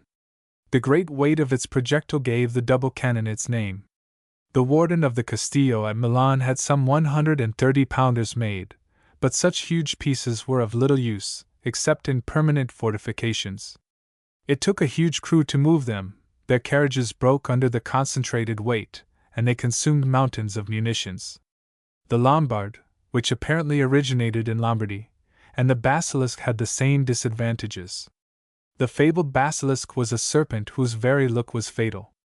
Its namesake in bronze was tremendously heavy, with walls up to 4 calibers thick and a bore up to 30 calibers long. It was seldom used by the Europeans, but the Turkish general Mustafa had a pair of basilisks at the siege of Malta, in 1565, that fired 150 and 200-pound balls. The 200-pounder gun broke loose as it was being transferred to a homeward-bound galley and sank permanently to the bottom of the sea.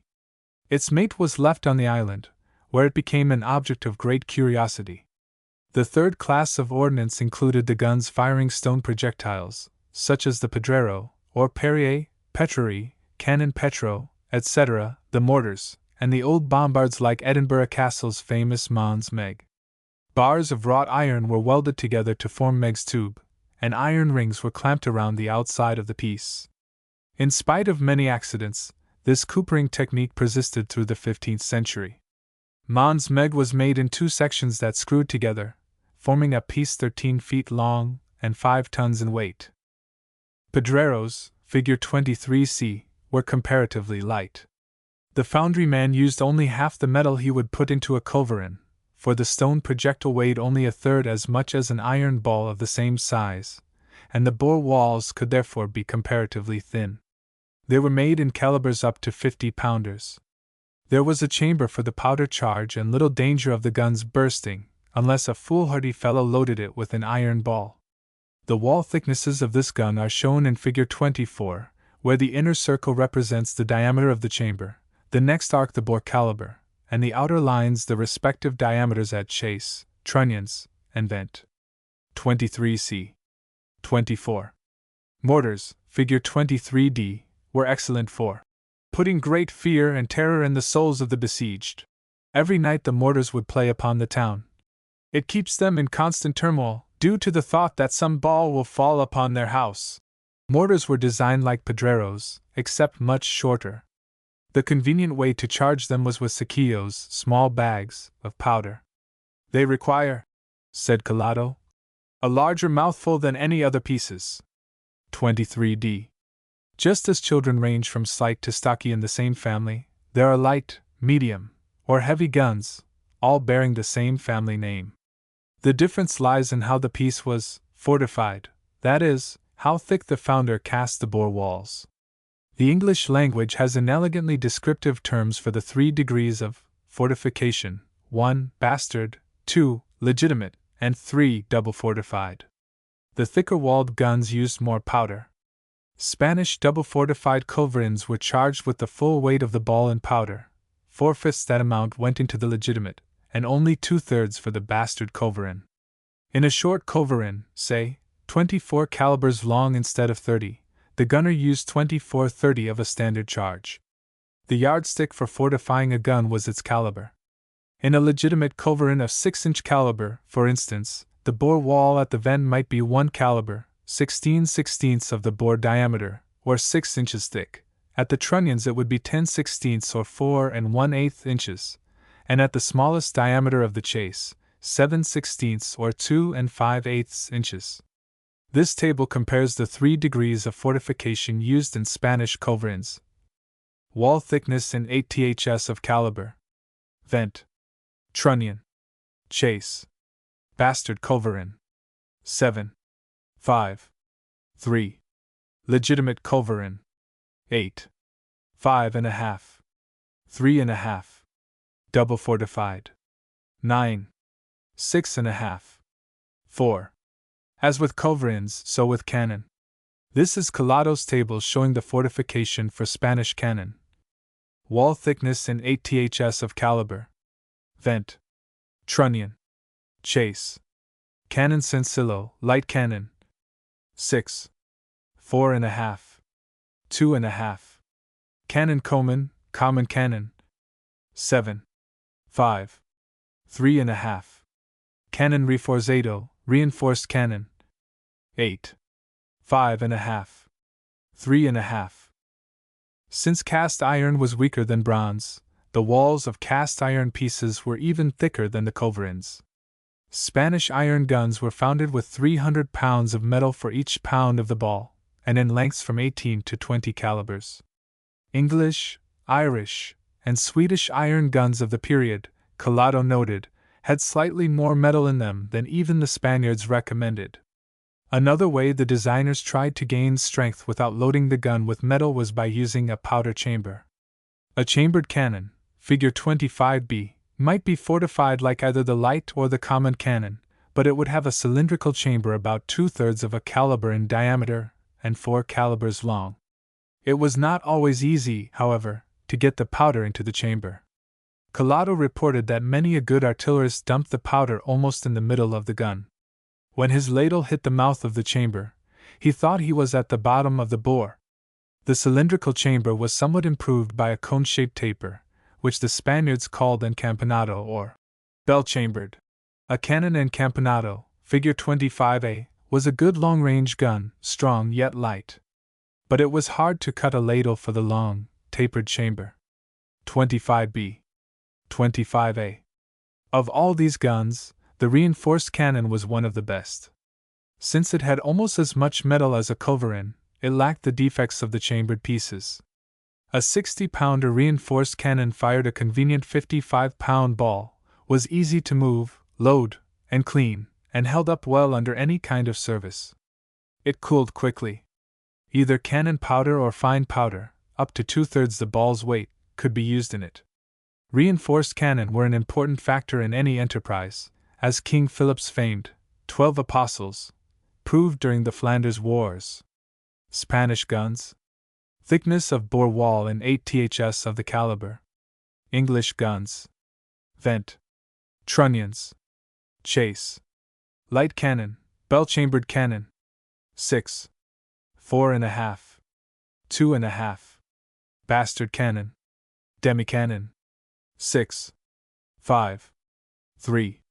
Common cannon, common siege cannon. 7. 5. 3.5. Light culverin, common battering cannon. 7. 5. 3. Bastard culverin, legitimate cannon. Common culverin, reinforced cannon. 8. 5.5. 3.5. Legitimate culverin, double fortified cannon. Legitimate culverin. 9. 6.5. 4. Double fortified culverin. Cast iron cannon. 10. 8. 5. Passavalent. 11.1/2. 8.5. 5.5. While there was little real progress in mobility until the days of Gustavus Adolphus, the wheeled artillery carriage seems to have been invented by the Venetians in the 15th century. The essential parts of the design were early established: 2 large, heavy cheeks or side pieces set on an axle and connected by transoms. The gun was cradled between the cheeks, the rear ends of which formed a trail for stabilizing and maneuvering the piece. Wheels were perhaps the greatest problem. As early as the 1500s, carpenters and wheelwrights were debating whether dished wheels were best. "They say," reported Collado, "that the dished wheel will never twist when the artillery is on the march. Others say that a wheel with spokes angled beyond the cast cannot carry the weight of the piece without twisting the spoke, so the wheel does not last long. I am of the same opinion, for it is certain that a perpendicular wheel will suffer more weight than the other. The defect of twisting under the pieces when on the march will be remedied by making the cart a little wider than usual." However, advocates of the dished wheel finally won. Smoothbores of the later period. From the guns of Queen Elizabeth's time came the 6-, 9-, 12-, 18-, 24-, 32-, and 42-pounder classifications adopted by Cromwell's government and used by the English well through the 18th century. On the continent, during much of this period, the French were acknowledged leaders. Louis XIV, 1643 to 1715, brought several foreign guns into his ordnance, standardizing a set of calibers: 4-, 8-, 12-, 16-, 24-, 32-, and 48-pounders, quite different from Henry I's in the previous century. The cannon of the late 1600s was an ornate masterpiece of the founderman's art, covered with escutcheons, floral relief, scrolls, and heavy moldings, the most characteristic of which was perhaps the banded muzzle, Figs 23 BC, 25, 26 AB, that bulbous bit of ornamentation which had been popular with designers since the days of the Bombards. The flared or bell-shaped muzzle, figures 23A, 26C, 27, did not supplant the banded muzzle until the 18th century, and while the flaring bell is a usual characteristic of ordnance founded between 1730 and 1830, some banded muzzle guns were made as late as 1746, figure 26A, 23 BC, 25, 26 AB, 23A, 26C, 27, 26A. By 1750, however, design and construction were fairly well standardized in a gun of much cleaner line than the cannon of 1650. Although as yet there had been no sharp break with the older traditions, the shape and weight of the cannon in relation to the stresses of firing were becoming increasingly important to the men who did the designing. Conditions in 18th century England were more or less typical.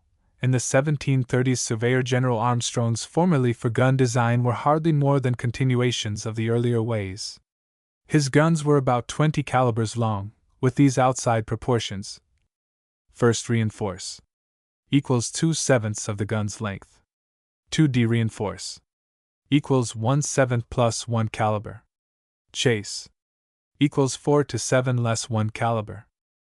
The trunnions, about a caliber in size, were located well forward, 3/7 of the gun's length, to prevent the piece from kicking up behind when it was fired. Gunners blamed this bucking tendency on the practice of centering the trunnions on the lower line of the bore. But what will not people do to support an old custom, let it be ever so absurd? Asked John Muller, the master gunner of Woolwich. In 1756, Muller raised the trunnions to the center of the bore, an improvement that greatly lessened the strain on the gun carriage. The caliber of the gun continued to be the yardstick for fortification of the bore walls. Vent 16 parts. End of first reinforce 14.5. Do beginning of second reinforce 13.5.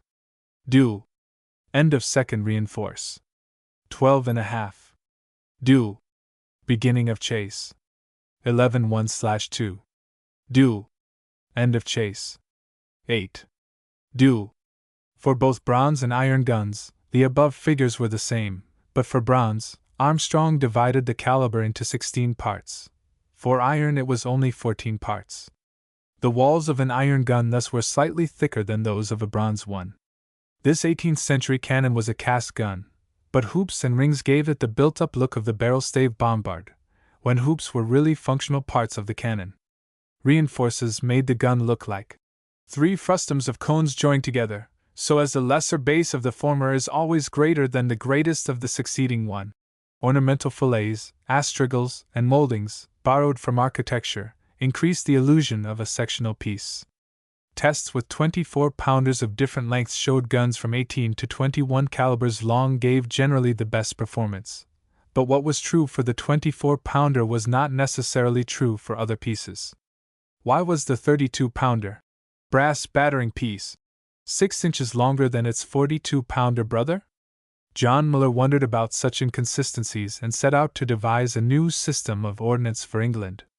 Like many men before him, Muller sought to increase the caliber of cannon without increasing weight. He managed it in 2 ways. He modified exterior design to save on metal, and he lessened the powder charge to permit shortening and lightening the gun.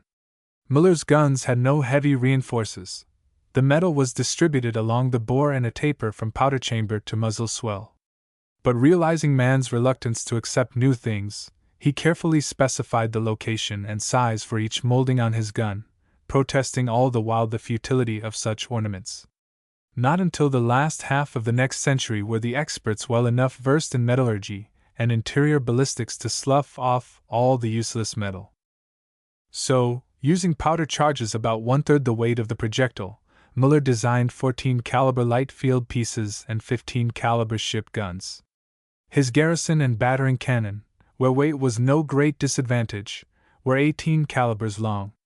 The figures in the table following represent the principal dimensions for the 4 types of cannon, all cast iron except for the bronze siege guns. The first line in the table shows the length of the cannon.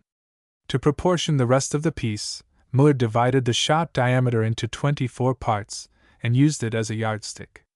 The caliber of the gun, for instance, was 25 parts, or 25/24 of the shot diameter. The few other dimensions, thickness of the breech, length of the gun before the barrel began its taper, fortification at vent and chase, were expressed the same way. Field, ship, siege, garrison, length and calibers, other proportions in 24 ths of the shot diameter. 14, 15, 18, caliber, 25, 25, 25, thickness of breech, 14, 24, 16, 24, length from breech to taper, 39, 49, 40, 49, thickness at vent, 16, 25, 18, 25, thickness at muzzle, 8, 12.5, 9. 12.5. The heaviest of Miller's garrison guns averaged some 172 pounds of iron for every pound of the shot, while a ship gun weighed only 146, less than half the iron that went into the 16th century cannon. And for a seafaring nation such as England, these were important things. Perhaps the opposite table will give a fair idea of the changes in English ordnance during the 18th century. It is based upon John Miller's lists of 1756. The old ordnance includes cannons still in use during Miller's time, while the new ordnance is Miller's own. Windage in the English gun of 1750 was about 20% greater than in French pieces. The English ratio of shot to caliber was 20:21. Across the Channel it was 26:27. Thus, an English 9-pounder fired a 4.00-inch ball from a 4.20-inch bore. The French 9-pounder ball was 4.18 inches and the bore 4.34. The English figured greater windage was both convenient and economical. Windage, said they, ought to be just as thick as the metal in the gunner's ladle. Standing shots stuck in the bore, and unless it could be loosened with the ladle, had to be fired away and lost. John Miller brushed aside such arguments impatiently. With a proper wad over the shot, no dust or dirt could get in, and when the muzzle was lowered, said Miller, the shot will roll out, of course. Besides, compared with increased accuracy, the loss of a shot was trifling. Furthermore, with less room for the shot to bounce around the bore, the cannon would not be spoiled so soon. Miller set the ratio of shot to caliber as 2400 hours 25. Caliber. Field. Ship. Siege. Garrison. Iron. Bronze. Iron. Bronze. Iron. Old. New. Old. New. Old. New. Old. New. Old. New. 1.5 pounder. 6 feet 0 inches. 3 pounder. 3 feet 6 inches. 3 feet 3 inches. 3 feet 6 inches. 4 feet 6 inches. 3 feet 6 inches. 7 feet 0 inches. 4 feet 6 inches. 4 feet 2 inches. 4 pounder. 6 feet 0 inches. 6 pounder. 4 feet 6 inches. 4 feet 1 inch. 8 feet 0 inches. 4 feet 4 inches. 7 feet 0 inches. 4 feet 4 inches. 8 feet 0 inches. 6 feet 6 inches. 5 feet 3 inches. 9 pounder. 4 feet 8 inches. 5 feet 0 inches. 7 feet 0 inches. 5 feet 0 inches. 9 feet 0 inches. 7 feet 0 inches. 6 feet 0 inches. 12 pounder. 5 feet 0 inches. 5 feet 1 inch. 9 feet 0 inches. 5 feet 6 inches. 9 feet 0 inches. 5 feet 6 inches. 9 feet 0 inches. 6 feet 7 inches. 8 feet 0 inches. 6 feet 7 inches. 18 pounder. 5 feet 10 inches. 6 feet 4 inches. 9 feet 0 inches. 6 feet 4 inches. 9 feet 6 inches. 8 feet 4 inches. 9 feet 0 inches. 7 feet 6 inches. 24 pounder. 5 feet 6 inches. 6 feet 5 inches. 9 feet 6 inches. 7 feet 0 inches. 9 feet 0 inches. 7 feet 0 inches. 9 feet 6 inches. 8 feet 4 inches. 9 feet 0 inches. 8 feet 4 inches. 32 pounder. 7 feet 6 inches. 9 feet 6 inches. 7 feet 6 inches. 10 feet 0 inches. 9 feet 2 inches. 9 feet 6 inches. 9 feet 2 inches. 36 pounder. 7 feet 10 inches. 9 feet 6 inches. 42 pounder. 9 feet 6 inches. 8 feet 4 inches. 10 feet 0 inches. 8 feet 4 inches. 9 feet 6 inches. 10 feet 0 inches. 10 feet 0 inches. 48 pounder. 8 feet 6 inches. 8 feet 6 inches. 10 feet 6 inches. In the 1700s, cast iron guns became the principal artillery afloat and ashore, yet cast bronze was superior in withstanding the stresses of firing.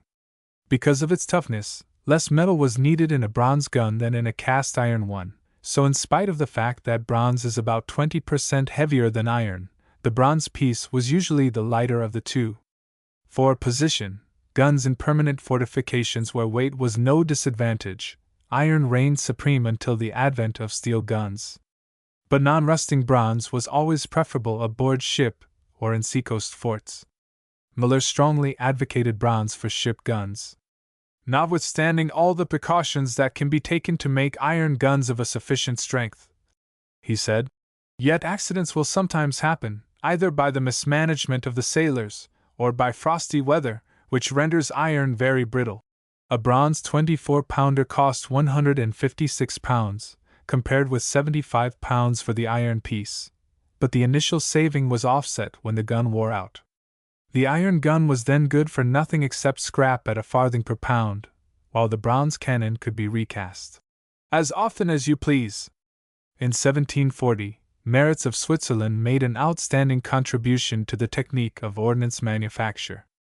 Instead of hollow casting, that is, forming the bore by casting the gun around a core, Maritz cast the gun solid, then drilled the bore, thus improving its uniformity. But although the bore might be drilled quite smooth, the outside of a cast iron gun was always rough.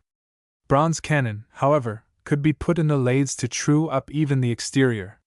While after 1750 the foundries seldom turned out bronze pieces as ornate as the Renaissance culverins, a few decorations remained and many guns were still personalized with names in raised letters on the gun. Castillo de San Marcos has a 4-pounder. San Marcos. And indeed, saints' names were not uncommon on Spanish ordnance. Other typical names were El Espanto, the Terror, El Destrozo, the Destroyer, Generoso, Generous, El Toro, the Bull, and El Bellicoso, the Quarrelsome One. In some instances, decoration was useful. The French, for instance, at one time used different shapes of cascabels to denote certain calibers, and even a fancy cascabel shaped like a lion's head was always a handy place for anchoring breaching tackle or maneuvering lines. The dolphins or handles atop bronze guns were never merely ornaments. Usually they were at the balance point of the gun, tackle run through them and hooked to the big tripod or, gin, lifted the cannon from its carriage. Garrison and ship guns. Cannon for permanent fortifications were of various sizes and calibers, depending upon the terrain that had to be defended. At Castillo de San Marcos, for instance, the strongest armament was on the waterfront. Lighter guns were on the land sector, an area naturally protected by the difficult terrain existing in the colonial period. Before the Castillo was completed, guns were mounted only in the bastions or projecting corners of the fort. A 1683 inventory clearly shows that heaviest guns were in the San Agustin, or southeastern bastion, commanding not only the harbor and its entrance but the town of St. Augustine as well. San Pablo, the northwestern bastion, overlooked the land approach to the Castillo and the town gate, and though its armament was lighter, it was almost as numerous as that in San Agustin. Bastion San Pedro to the southwest was within the town limits, and its few light guns were a reserve for San Pablo. The watchtower bastion of San Carlos overlooked the northern marshland and the harbor. Its armament was likewise small. The following list details the variety and location of the ordnance. Location. No. Caliber. Class. Metal. Remarks. In the bastion of San Agustin. 1. 40-pounder. Cannon. Bronze.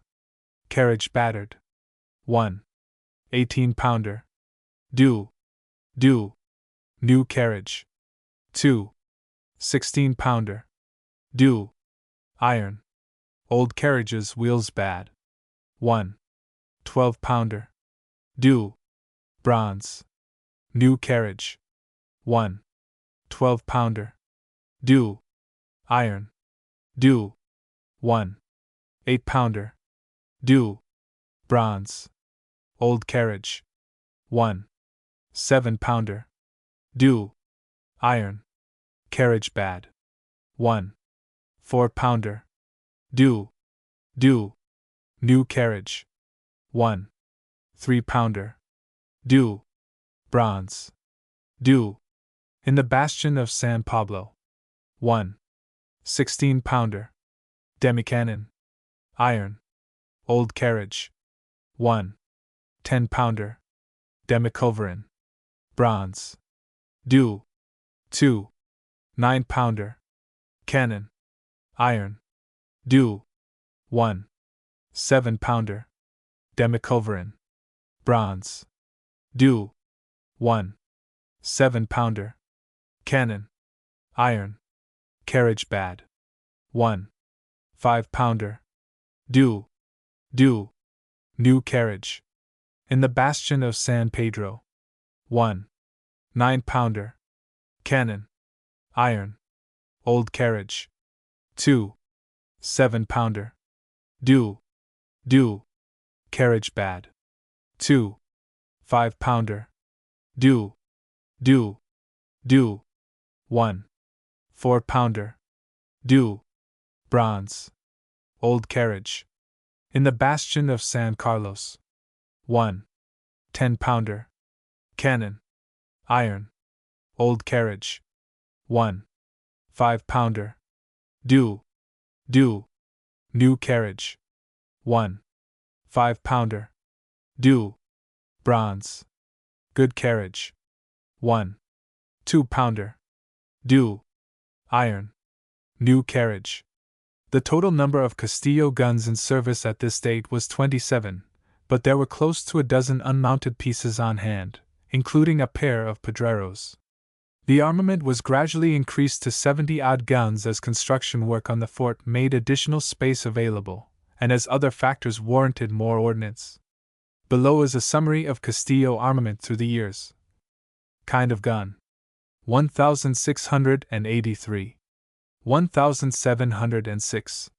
1,740. 1,763. 1,765. 1812. 1834.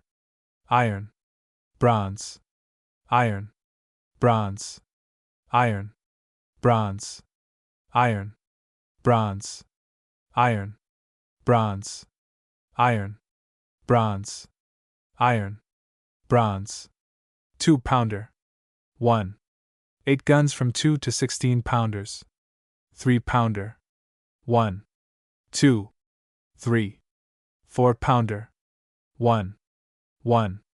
26 guns from 4 to 10-pounders. 5. 1. 1. 5-pounder. 4. 1. 15. 1. 6-pounder. 5. 1. 3. 7-pounder. 4. 1. 5. 2. 8-pounder. 1. 11. 1. 5. 11. 1. 3½ inches. Carronade. 4. 9-pounder. 3. 10-pounder. 1. 1. 6. 12-pounder. 1. 1. 13. 7. 2. 15-pounder. 6. 16-pounder. 3.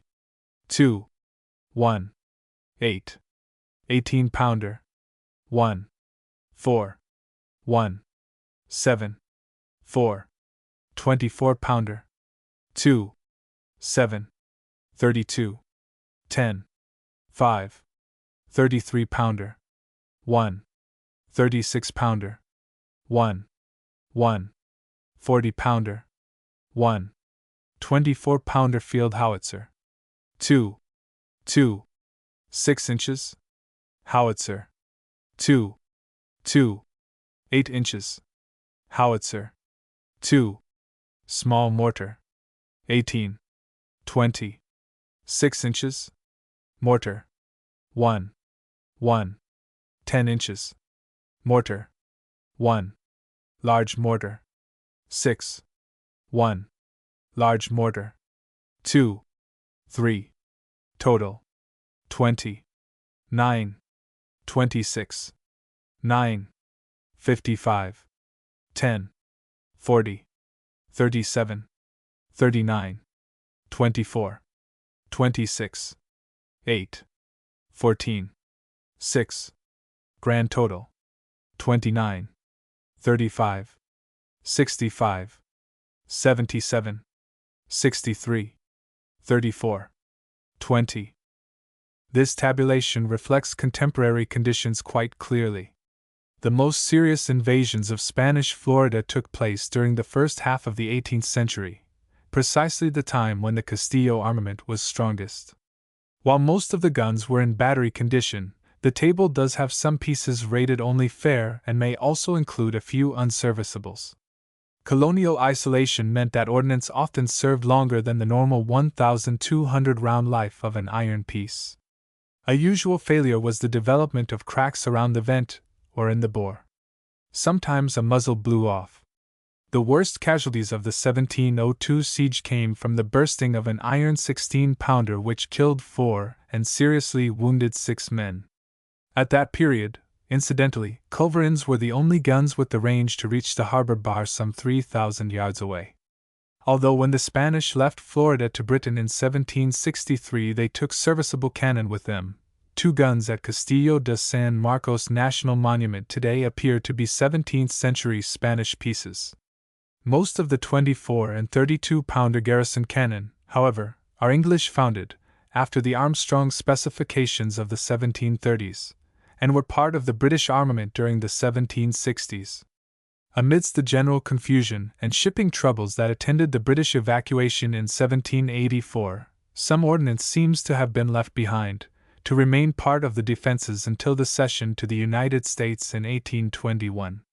The Castillo also has some interesting United States guns, including a pair of early 24-pounder iron field howitzers, circa 1777 to 1812.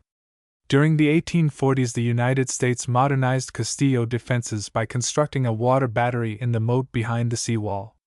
Many of the guns for that battery are extant, including 8-inch Columbiads, 32-pounder cannon, 8-inch Seacoast and Garrison howitzers. St. Augustine's Plaza even boasts a converted 32-pounder rifle.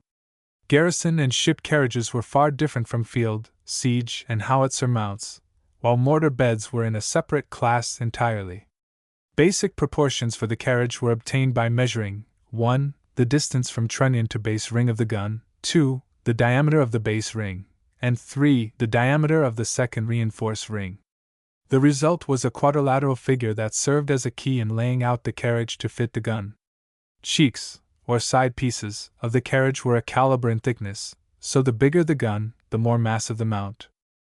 A 24-pounder cheek would be made of timber about 6 inches thick. The Spaniards often used mahogany. At Jamestown, in the early 1600s, Captain John Smith reported the mounting of 7 great pieces of ordnance upon new carriages of cedar, and the French colonials also used this material. British specifications in the mid-18th century called for cheeks and transoms of dry elm, which was very pliable and not likely to split, but some carriages were made of young oak, and oak was standard for United States garrison carriages until it was replaced by wrought iron after the Civil War. For a four-wheeled English carriage of 1750, height of the cheek was 4 2/3 diameters of the shot, unless some change in height had to be made to fit a gun port or embrasure. To prevent cannon from pushing shutters open when the ship rolled in a storm, lower-tier carriages let the muzzle of the gun, when fully elevated, but against the sill over the gun port. On the 18th century Spanish garrison carriage, figure 28, no bolts were threaded, all were held either by a key run through a slot in the foot of the bolt, or by bradding the foot over a decorative washer. Compared with American mounts of the same type, figures 30 and 31, the Spanish carriage was considerably more complicated, due partly to the greater amount of decorative ironwork and partly to the design of the wooden parts which, with their carefully worked mortises, required a craftsman's skill. The cheek of the Spanish carriage was a single great plank. English and American construction called for a built-up cheek of several planks, cleverly jogged or mortised together to prevent starting under the strain of firing. 28, 30, 31, Miller furnished specifications for building truck, four-wheeled, carriages for 3 to 42-pounders. Aboard ship, of course, the truck carriage was standard for almost everything except the little swivel guns and the mortars. Carriage trucks, wheels, unless they were made of cast iron, had iron thimbles or bushings driven into the hole of the hub, and to save the wood of the axletree, the spindle on which the wheel revolved was partly protected by metal. The British put copper on the bottom of the spindle. Spanish and French designers put copper on the top, then set iron, axletree bars, into the bottom. These bars strengthened the axletree and resisted wear at the spindle. A 24-pounder Ford truck was 18 inches in diameter. Rear trucks were 16 inches. The difference in size compensated for the slope in the gun platform or deck, a slope which helped to check recoil. Aboard ship, where recoil space was limited, the kick of the gun was checked by a heavy rope called a breeching, shackled to the side of the vessel, see Figure 11. Ship carriages of the 2 or 4-wheel type, Figure 31, were used through the war between the states, and there was no great change until the advent of automatic recoil mechanisms made a stationary mount possible. 11. 31. With garrison carriages, however, changes came much earlier. In 1743, Fort William on the Georgia coast had a pair of 18-pounders mounted upon curious moving platforms, which were probably similar to the traversing platforms standardized by Greibovel in the latter part of the century. United States forts of the early 1800s used casemate and barbette carriages, Figure 10, of the Greibovel type, and the traversing platforms of these mounts made training, aiming the gun right or left, comparatively easy. 10. Training the old truck carriage had been heavy work for the handspikemen, who also helped to elevate or depress the gun. Maximum elevation or depression was about 15 degrees each way, about the same as naval guns used during the Civil War. If one coin was not enough to secure proper depression, a block or a second coin was placed below the first. But before the gunner depressed a smoothbore below zero elevation, he had to put either a wad or a grommet over the ball to keep it from rolling out. Ship and garrison cannon were not moved around on their carriages. If the gun had to be taken any distance, it was dismounted and chained under a sling wagon or on a block carriage, the big wheels of which easily rolled over difficult terrain. It was not hard to dismount a gun. The keys locking the cap squares were removed, and then the gin was rigged and the gun hoisted clear of the carriage. A typical garrison or ship cannon could fire any kind of projectile, but solid shot, hot shot, bombs, grape, and canister were in widest use. These guns were flat trajectory weapons, with a point-blank range of about 300 yards. They were effective, that is, fairly accurate, up to about half a mile, although the maximum range of guns like the Columbiad of the 19th century, when elevation was not restricted by gun-port confines, approached the 4-mile range claimed by the Spanish for the 16th century culverin. The following ranges of United States ordnance in the 1800s are not far different from comparable guns of earlier date. Caliber. Elevation. Range in yards. 18-pounder siege and garrison.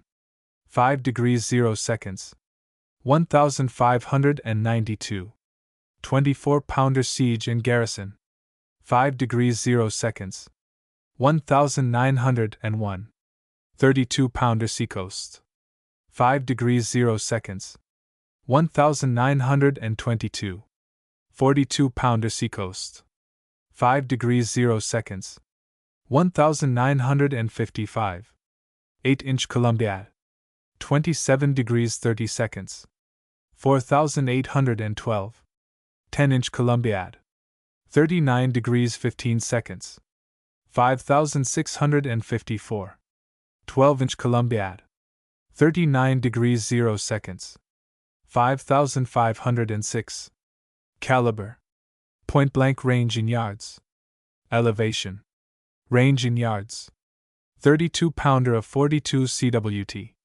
313 inch. 5 degrees. 1,756. 8 inch of 63 cwt. 330 inch. 5 degrees. 1,770. 9-inch shell gun. 350 inch. 15 degrees. 3,450. X-inch shell gun. 340 inch. 11 degrees. 3,000. 11-inch shell gun. 295 inch. 15 degrees. 2,650. 15-inch shell gun. 300 inch. 7 degrees. 2,100. Caliber. Elevation. Range in yards. 20-pounder Parrott. 15 degrees. 4,400. 30-pounder Parrott.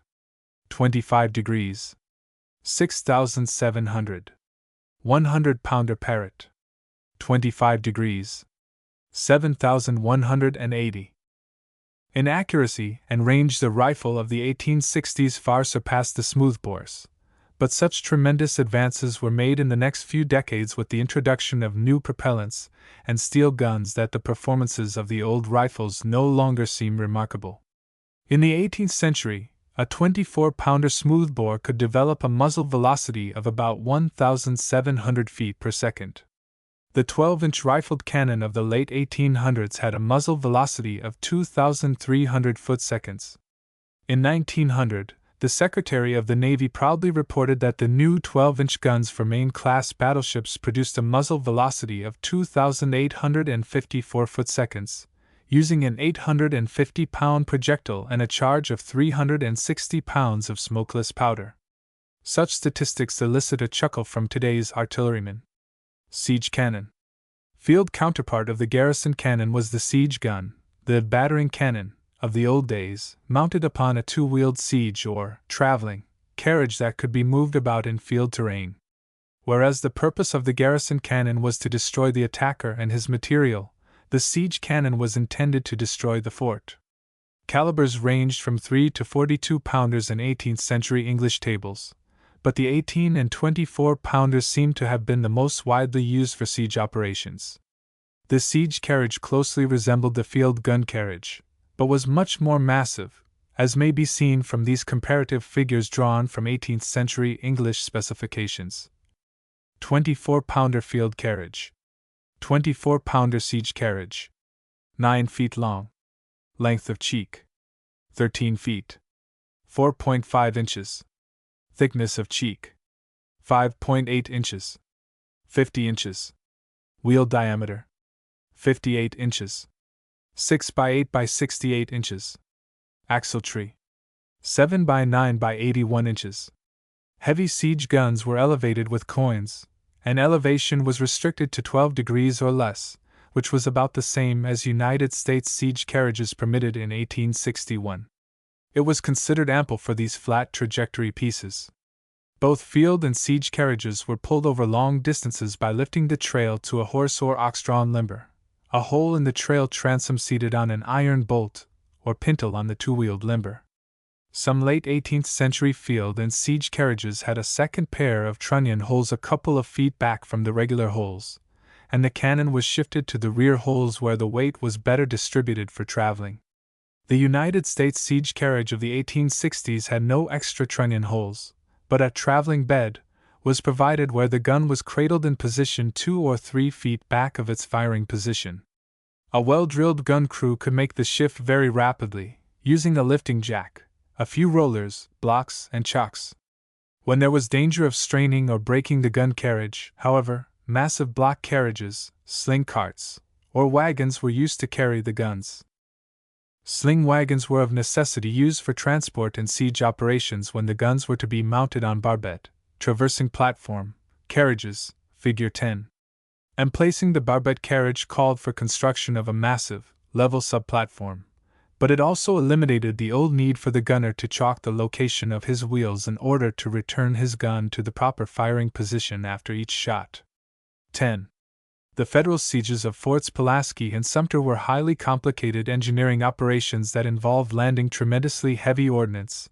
The 300-pounder Parrott weighed 13 tons, through the surf, moving the big guns over very difficult terrain and, in some cases, building roads over the marshes and driving foundation piles for the gun emplacements. The heavy caliber Parrots trained on Fort Sumter were in batteries from 1,750 to 4,290 yards distant from their target. They were very accurate, but their endurance was an uncertain factor. The notorious Swamp Angel, for instance, burst after 36 rounds. Field cannon. The field guns were the mobile pieces that could travel with the army and be brought quickly into firing position. They were lighter in weight than any other type of flat trajectory weapon. To achieve this lightness, the designers had not only shortened the guns, but thinned down the bore walls. In the 18th century, calibers ran from the 3 to the 24-pounder, mounted on comparatively light, two-wheeled carriages. In addition, there was the 1.5-pounder, and sometimes the light 3 or 6-pounder, on a galloper carriage, a vehicle with its trails shaped into shafts for the horse. The elevating screw mechanism was early developed for field guns, although the heavier pieces like the 18 and 24-pounders were still elevated by coins as late as the early 1800s. In the Castillo collection are parts of early United States field carriages little different from Spanish carriages that held a score of 4-pounders in the long, continuous earthwork parapets surrounding St. Augustine in the 18th century. The Spanish mounts were a little more complicated in construction than English or American carriages, but not much. Spanish pyramid-headed nails for securing ironwork were not far different from the diamond and rose-headed nails of the English artificer. Each piece of hardware on the carriage had its purpose. Gunners' tools were laid in hooks on the cheeks. There were bolts and rings for the lines when the gun had to be moved by manpower in the field. On the trail transom, pintle plates rimmed the hole that went over the pintle on the limber. Iron reinforced the carriage at weak points or where the wood was subject to wear. Iron axletrees were common by the late 1700s. For training the field gun, the crew used a special handspike quite different from the garrison handspike. It was a long, round staff, with an iron handle bolted to its head, figure 33A. The trail transom of the carriage held 2 eye-bolts, into which the foot of the spike was inserted. A lug fitted into an offset in the larger eye-bolt so that the spike could not twist. With the handspike socketed in the eye-bolts, lifting the trail and laying the gun was easy. 33A. The single trail carriage, figure 13, used so much during the middle 1800s was a remarkable simplification of carriage design. It was also essential for guns like the Parrott rifles, since the thick reinforce on the breech of an otherwise slender barrel would not fit the older twin-trail carriage. The single, solid stock, or trail eliminated transoms, for to the sides of the stock itself were bolted short, high cheeks, humped like a camel to cradle the gun so high that great latitude and elevation was possible. The elevating screw was threaded through a nut in the stock, right under the big reinforce of the gun. 13. While the larger bore siege Parrotts were not noted for long serviceability, Parrott field rifles had very high endurance. As for performance, see the following table. Caliber. Weight of gun, pounds. Type of projectile. Projectile weight, pounds. Elevation. Range. Smooth bore of same caliber. 10-pounder. 890. Shell. 9.75. 5 degrees. 2000. 3-pounder. Dew. 9.75. 20 degrees. 5000. 20-pounder. 1750. Dew. 18.75. 5 degrees. 2100. 6-pounder. Dew. 18.75. 15 degrees. 4400. 30-pounder. 4200. Dew. 29.00. 15 degrees. 4800. 9-pounder. Dew.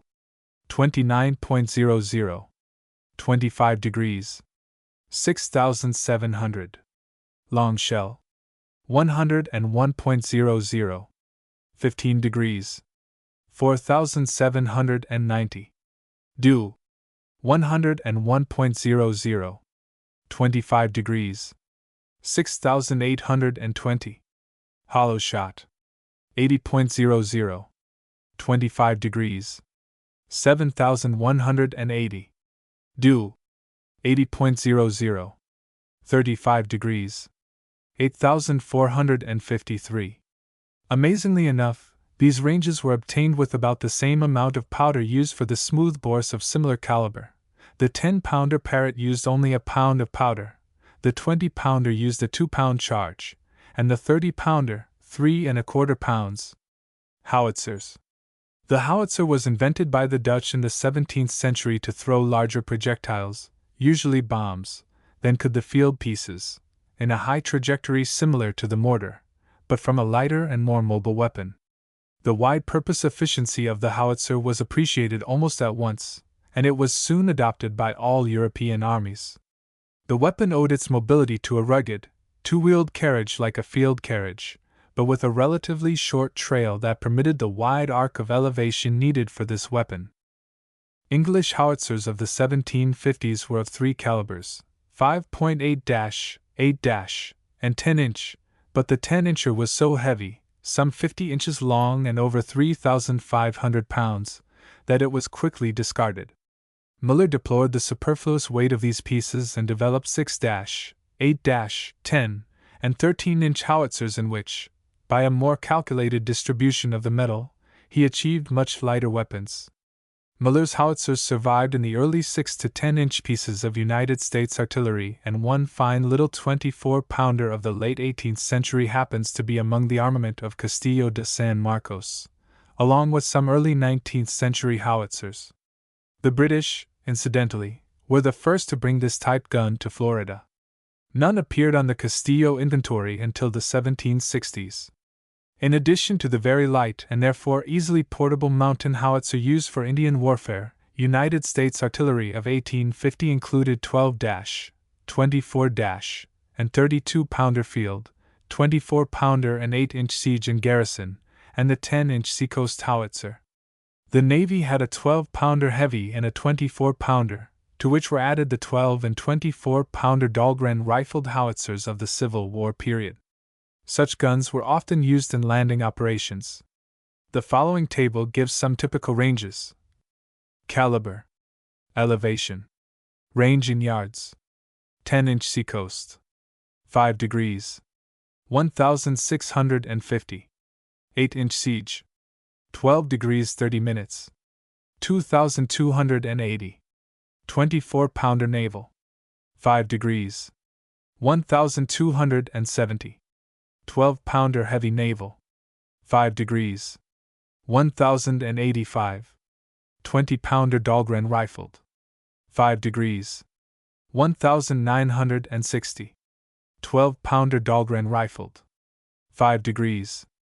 1,770. From earliest times, the usefulness of the mortar as an arm of the artillery has been clearly recognized.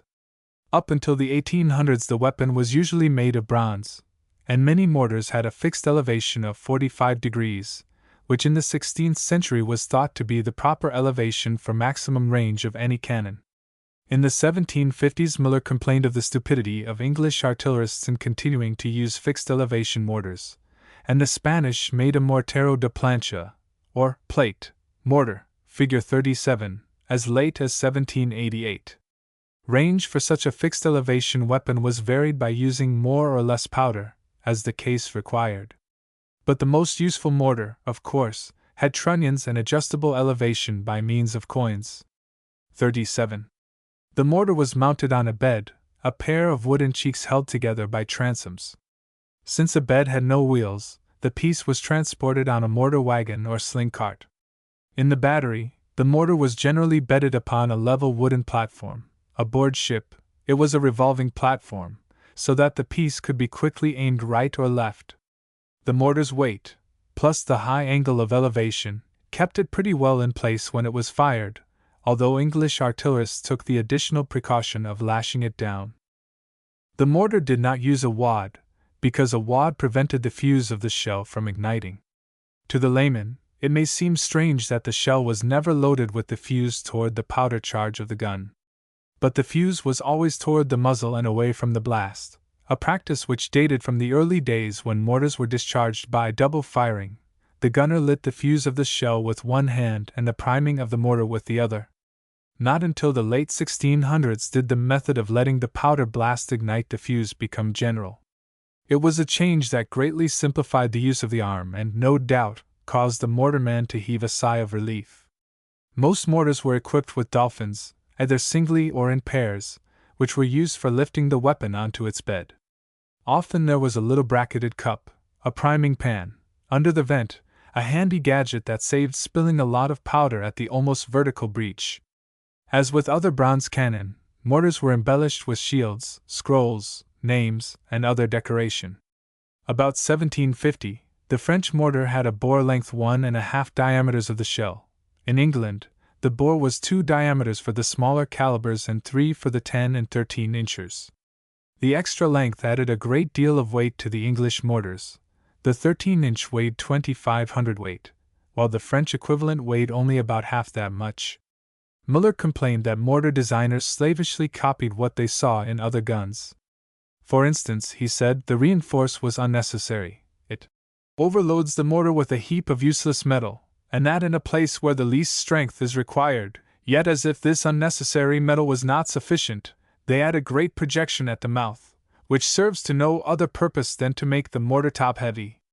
The moldings are likewise jumbled together, without any taste or method, though they are taken from architecture. Field mortars in use during Müller's time included 4.6-, 5.8-, 8-, 10-, and 13-inch land mortars and 10 and 13-inch sea mortars. Müller, of course, redesigned them. The small mortars called cohorns, figure 39, were invented by the famed Dutch military engineer, Baron van Menno Cohorn, and used by him in 1673 to the great discomfort of French garrisons. Oglethorpe had many of them in his 1740 bombardment of St. Augustine when the Spanish, trying to translate cohorn into their own tongue, called them cuernos de vaca. Cow horns. They continued in use through the U.S. Civil War, and some of them may still be seen in the battlefield parks today. 39. Bombs and carcasses were usual for mortar firing, but stone projectiles remained in use as late as 1800 for the Pedrero class, figure 43. Mortar projectiles were quite formidable. Even in the 16th century, missiles weighing 100 or more pounds were not uncommon, and the 13-inch mortar of 1860 fired a 200-pound shell. The larger projectiles had to be whipped up to the muzzle with block and tackle. 43. In the last century, the bronze mortars metamorphosed into the great cast-iron mortars, such as the Dictator, that mammoth federal piece used against Petersburg. Virginia wrought iron beds with a pair of rollers were built for them.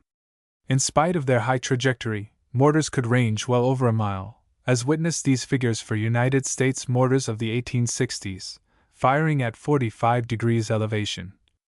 Caliber. Projectile weight pounds. Range yards. 8-inch siege. 45. 1,837. 10-inch siege. 90. 2,100. 12-inch seacoast. 200. 4,625. 13-inch seacoast. 200. 4,325. At the siege of Fort Pulaski in 1862, however, General Gillmore complained that the mortars were highly inaccurate at mile-long range. On this point, John Müller would have nodded his head emphatically. 100 years before Gillmore's complaint, Müller had argued that a range of something less than 1,500 yards was ample for mortars or, for that matter, all guns. When the ranges are greater, said Müller, they are so uncertain, and it is so difficult to judge how far the shell falls short or exceeds the distance of the object, that it serves to no other purpose than to throw away the powder and shell, without being able to do any execution. Petards. Hoist with his own petard. An ancient phrase signifying that one's carefully laid scheme has exploded, had truly graphic meaning in the old days when everybody knew what a petard was. Since the petard fired no projectile, it was hardly a gun. Roughly speaking, it was nothing but an iron bucket full of gunpowder. The petardier would hang it on a gate, something like hanging your hat on a nail, and blast the gate open by firing the charge. Small petards weighed about 50 pounds, the large ones, around 70 pounds. They had to be heavy enough to be effective, yet light enough for a couple of men to lift up handily and hang on the target. The bucket part was packed full of the powder mixture, then a 2.5-inch thick board was bolted to the rim in order to keep the powder in and the air out. An iron tube fuse was screwed into a small hole in the back or side of the weapon. When all was ready, the petardiers seized the 2 handles of the petard and carried it to the troublesome door. Here they set a screw, hung the explosive instrument upon it, lit the fuse, and retired. Petards were used frequently in King William's War of the 1680s to force the gates of small German towns. But on a well-barred, double gate the small petard was useless, and the great petard would break only the forepart of such a gate. Furthermore, as one would guess, hanging a petard was a hazardous occupation. It went out of style in the early 1700s. Projectiles. There are 4 different types of artillery projectiles which, in one form or another, have been used since very early times. 1. Battering projectiles, solid shot. 2. Exploding shells. 3. Scatter shot, case or canister, grape, shrapnel. 4. Incendiary and chemical projectiles.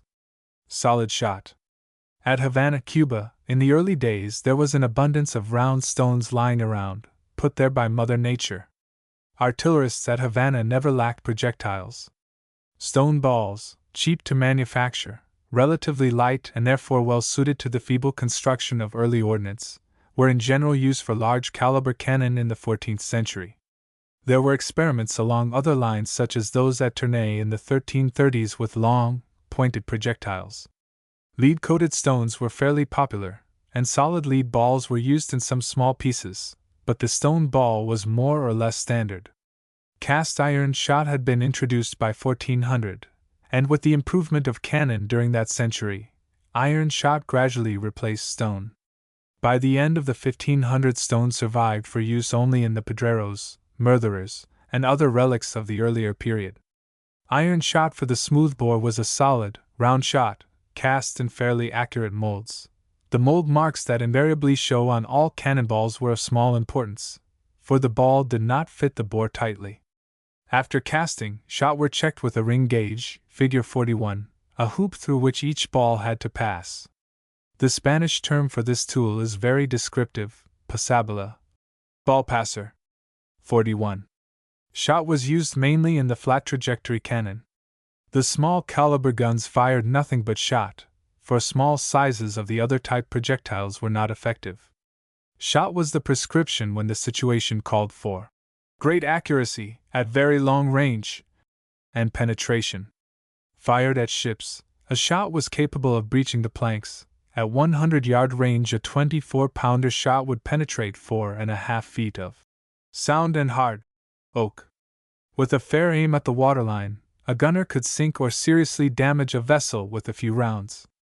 On ironclad targets like the Monitor and Merrimac, however, round shot did little more than bounce.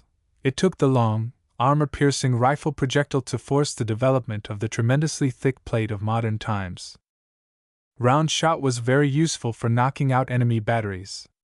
The gunner put his cannon on the flank of the hostile guns and used ricochet firing so that the ball, just clearing the defense wall, would bounce among the enemy guns, wound the crews, and break the gun carriages. In the destruction of fort walls, shot was essential. After dismounting the enemy pieces, the siege guns moved close enough to batter down the walls. The procedure was not as haphazard as it sounds.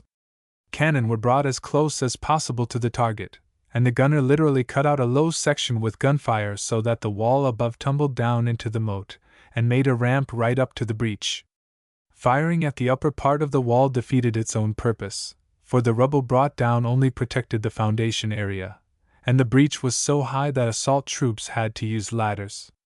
The most effective bombardment of Castillo de San Marcos occurred during the 1740 siege, and shot did the most damage.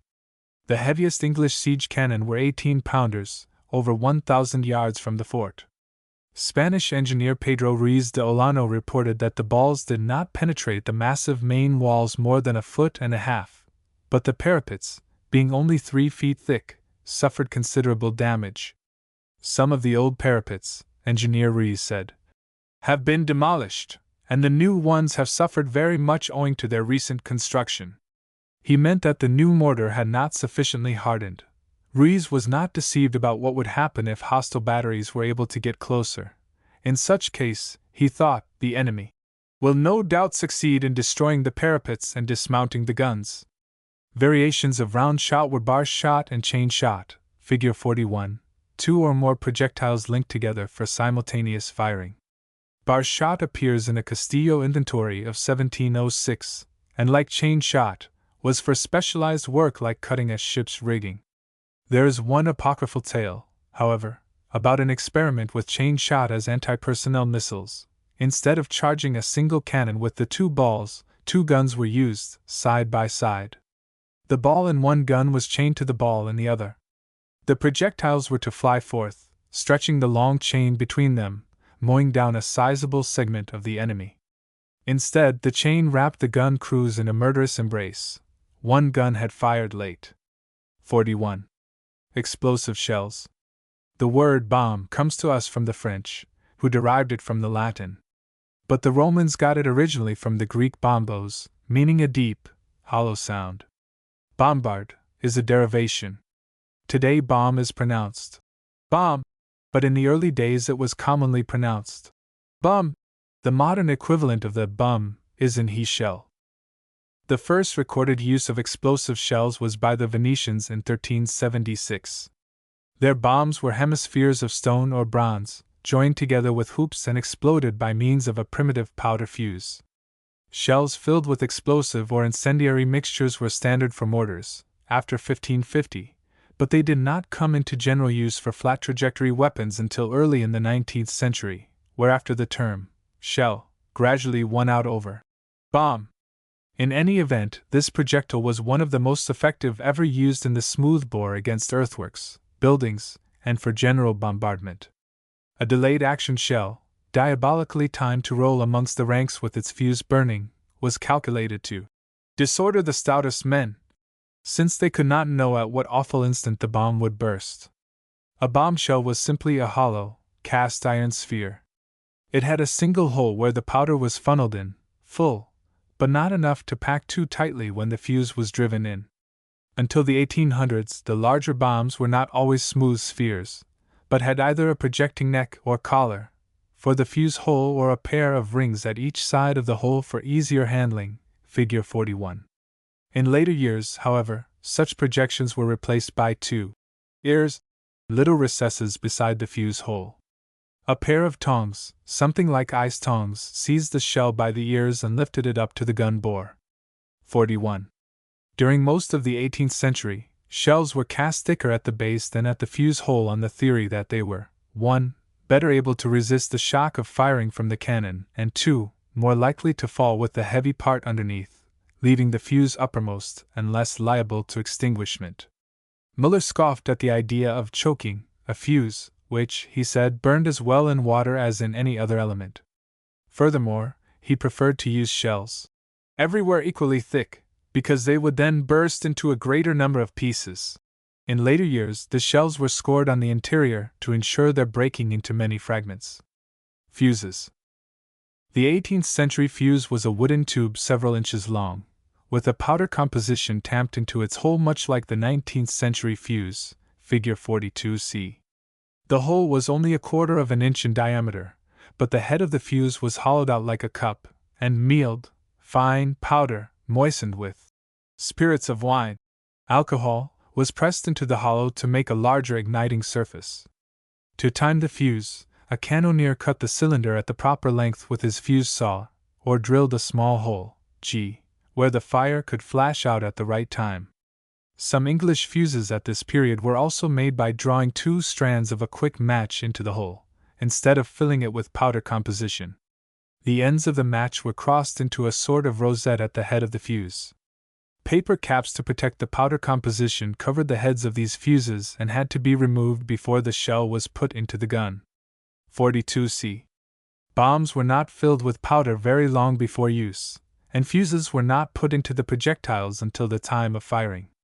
To force the fuse into the hole of the shell, the cannoneer covered the fuse head with tow, put a fuse setter on it, and hammered the setter with a mallet, drifting the fuse until the head stuck out of the shell only 2/10 of an inch. If the fuse had to be withdrawn, there was a fuse extractor for the job. This tool gripped the fuse head tightly, and turning a screw slowly pulled out the fuse. Wooden tube fuses were used almost as long as the spherical shell. A United States 12-inch mortar fuse, figure 42C, 7 inches long and burning 49 seconds, was much like the earlier fuse. During the 1800s, however, other types came into wide use. 42C. The conical paper case fuse, figure 42D, inserted in a metal or wooden plug that fitted the fuse hole, contained composition whose rate of burning was shown by the color of the paper. A black fuse burned an inch every 2 seconds. Red burned 3 seconds, green 4, and yellow 5 seconds per inch. Paper fuses were 2 inches long, and could be cut shorter if necessary. Since firing a shell from a 24-pounder to burst at 2,000 yards meant a time flight of 6 seconds, a red fuse would serve without cutting, or a green fuse could be cut to 1.5 inches. Seacoast fuses of similar type were used in the 15-inch Rodmans until these big smooth bores were finally discarded sometime after 1900. 42D. The Borman fuse, figure 42A, the quickest of the oldtimers to set, was used for many years by the U.S. Field Artillery in spherical shell and shrapnel. Its pewter case, which screwed into the shell, contained a time ring of powder composition, A. Over this ring the top of the fuse case was marked in seconds. To set the fuse, the gunner merely had to cut the case at the proper mark, at 4 for 4 seconds, 3 for 3 seconds, and so on, to expose the ring of powder to the powder blast of the gun. The ring burned until it reached the zero end and set off the fine powder in the center of the case. The powder flash then blew out a tin plate in the bottom of the fuse and ignited the shell charge. Its short burning time, about 6 seconds, made the Borman fuse obsolete as field gun ranges increased. The main trouble with this fuse, however, was that it did not always ignite. 42A. The percussion fuse was an extremely important development of the 19th century, particularly for the long-range rifles. The shock of impact caused this fuse to explode the shell at almost the instant of striking. Percussion fuses were made in 2 general types: the front fuse, for the nose of an elongated projectile, and the base fuse, at the center of the projectile base. The base fuse was used with armor-piercing projectiles where it was desirable to have the shell penetrate the target for some distance before bursting. Both types were built on the same principles. A Hotchkiss front percussion fuse, figure 42E, had a brass case which screwed into the shell. Inside the case was a plunger, A, containing a priming charge of powder, topped with a cap of fulminate. A brass wire at the base of the plunger was a safety device to keep the cap away from a sharp point at the top of the fuse until the shell struck the target. When the gun was fired, the shock of discharge dropped a lead plug, B, from the base of the fuse into the projectile cavity, permitting the plunger to drop to the bottom of the fuse and rest there, held by the spread wire, while the shell was in flight. Upon impact, the plunger was thrown forward, the cap struck the point and ignited the priming charge, which in turn fired the bursting charge of the shell. 42E. Scatter projectiles. When one of our progenitors wrathfully seized a handful of pebbles and flung them at the flock of birds in his garden, he discovered the principle of the scatter projectile. Perhaps its simplest application was in the stone mortar, figure 43. For this weapon, round stones about the size of a man's fist, and by 1750, hand grenades, were dumped into a 2-handled basket and let down into the bore. This primitive charge was used at close range against personnel in a fortification, where the effect of the descending projectiles would be uncommonly like a short but severe barrage of oversized hailstones. There were 6,000 stones in the ammunition inventory for Castillo de San Marcos in 1707. 43. One of the earliest kinds of scatter projectiles was case shot, or canister, used at Constantinople in 1453. The name comes from its case, or can, usually metal, which was filled with scrap, musket balls, or slugs, figure 41. Somewhat similar, but with larger iron balls and no metal case, was grape shot, so called from the grape-like appearance of the clustered balls. A stand of grape in the 1700s consisted of a wooden disc at the base of a short wooden rod that served as the core around which the balls stood, figure 41.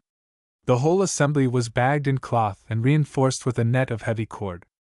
In later years, grape was made by bagging 2 or 3 tiers of balls, each tier separated by an iron disc. Grape could disable men at almost 900 yards and was much used during the 1700s. Eventually, it was almost replaced by case shot, which was more effective at shorter ranges, 400 to 700 yards. Incidentally, there were 2,000 sacks of grape at the Castillo in 1740, more than any other type projectile. 41. Spherical case shot, figure 41, was an attempt to carry the effectiveness of grape and canister beyond its previous range, by means of a bursting shell. It was the forerunner of the shrapnel used so much in World War I, and was invented by L.T. Henry Shrapnel, of the British Army, in 1784. There had been previous attempts to produce a projectile of this kind, such as the German Zimmermann's hail shot of 1573, case shot with a bursting charge and a primitive time fuse, but shrapnel's invention was the first air-bursting case shot which, in technical words, imparted directional velocity to the bullets it contained. Shrapnel's new shell was first used against the French in 1808, but was not called by its inventor's name until 1852. 41. Incendiaries and chemical projectiles. Incendiary missiles, such as buckets or barrels filled with a fiercely burning composition, had been used from earliest times, long before cannon. These crude incendiaries survived through the 1700s as, for instance, the flaming cargoes of fire ships that were sent amidst the enemy fleet. But in the year 1672 there appeared an iron shell called a carcass, figure 41, filled with pitch and other materials that burned at intense heat for about 8 minutes. The flame escaped through vents, 3 to 5 in number, around the fuse hole of the shell. The carcass was standard ammunition until smoothbores went out of use. The United States Ordnance Manual of 1861 lists carcasses for 12-, 18-, 24-, 32-, and 42-pounder guns as well as 8-, 10-, and 13-inch mortars. 41. During the late 1500s, the heating of iron cannon balls to serve as incendiaries was suggested, but not for another 200 years was the idea successfully carried out. Hot shot was nothing but round shot, heated to a red glow over a grate or in a furnace. It was fired from cannon at such inflammable targets as wooden ships or powder magazines. During the siege of Gibraltar in 1782, the English fired and destroyed a part of Spain's fleet with hot shot, and in United States seacoast forts shot furnaces were standard equipment during the first half of the 1800s. The little shot furnace at Castillo de San Marcos National Monument was built during the 1840s. A giant furnace of 1862 still remains at Fort Jefferson National Monument. Few other examples are left. Loading hot shot was not particularly dangerous. After the powder charge was in the gun with a dry wad in front of it, another wad of wet straw, or clay, was put into the barrel. When the cherry-red shot was rammed home, the wet wad prevented a premature explosion of the charge. According to the Ordnance Manual, the shot could cool in the gun without setting off the charge. Hot shot was superseded, about 1850, by Martin's shell, filled with molten iron. The smoke shell appeared in 1681, but was never extensively used. Similarly, a form of gas projectile, called a stink shell, was invented by a Confederate officer during the Civil War. Because of its inhumanity, and probably because it was not thought valuable enough to offset its propaganda value to the enemy, it was not popular. These were the beginnings of the modern chemical shells. In connection with chemical warfare, it is of interest to review the Hussite siege of Castle Karlstein, near Prague, in the first quarter of the 15th century. The Hussites emplaced 46 small cannon, 5 large cannon, and 5 catapults. The big guns would shoot once or twice a day, and the little ones from 6 to a dozen rounds. Marble pillars from Prague churches furnished the cannonballs. Many projectiles for the catapults, however, were rotting carcasses and other filth, hurled over the castle walls to cause disease and break the morale of the besieged. but the intrepid defenders neutralized these chemical bursts with lime and arsenic. After firing 10,930 cannonballs, 932 stone fragments, 13 fire barrels, and 1,822 tons of filth, the Hussites gave up. Fixed ammunition. In early days, due partly to the roughly made balls, wads were very important as a means of confining the powder and increasing its efficiency. Wads could be made of almost any suitable material at hand, but perhaps straw or hay ones were most common. The hay was first twisted into a 1-inch rope, then a length of the rope was folded together several times and finally rolled up into a short cylinder, a little larger than the bore. After the handier sabots came into use, however, wads were needed only to keep the ball from rolling out when the muzzle was down, or for hot shot firing. Gunners early began to consolidate ammunition for easier and quicker loading. For instance, after the powder charge was placed in a bag, the next logical step was to attach the wad and the cannonball to it, so that loading could be made in one simple operation, pushing the single round into the bore, figure 48. Toward that end, the sabot or shoe, figure 41, took the place of the wad. The sabot was a wooden disc about the same diameter as the shot. It was secured to the ball with a pair of metal straps to make semi-fix ammunition. Then, if the neck of the powder bag were tied around the sabot, the result was one cartridge, containing powder, sabot, and ball, called fixed ammunition. Fixed ammunition was usual for the lighter field pieces by the end of the 1700s, while the bigger guns used semi-fixed. 48.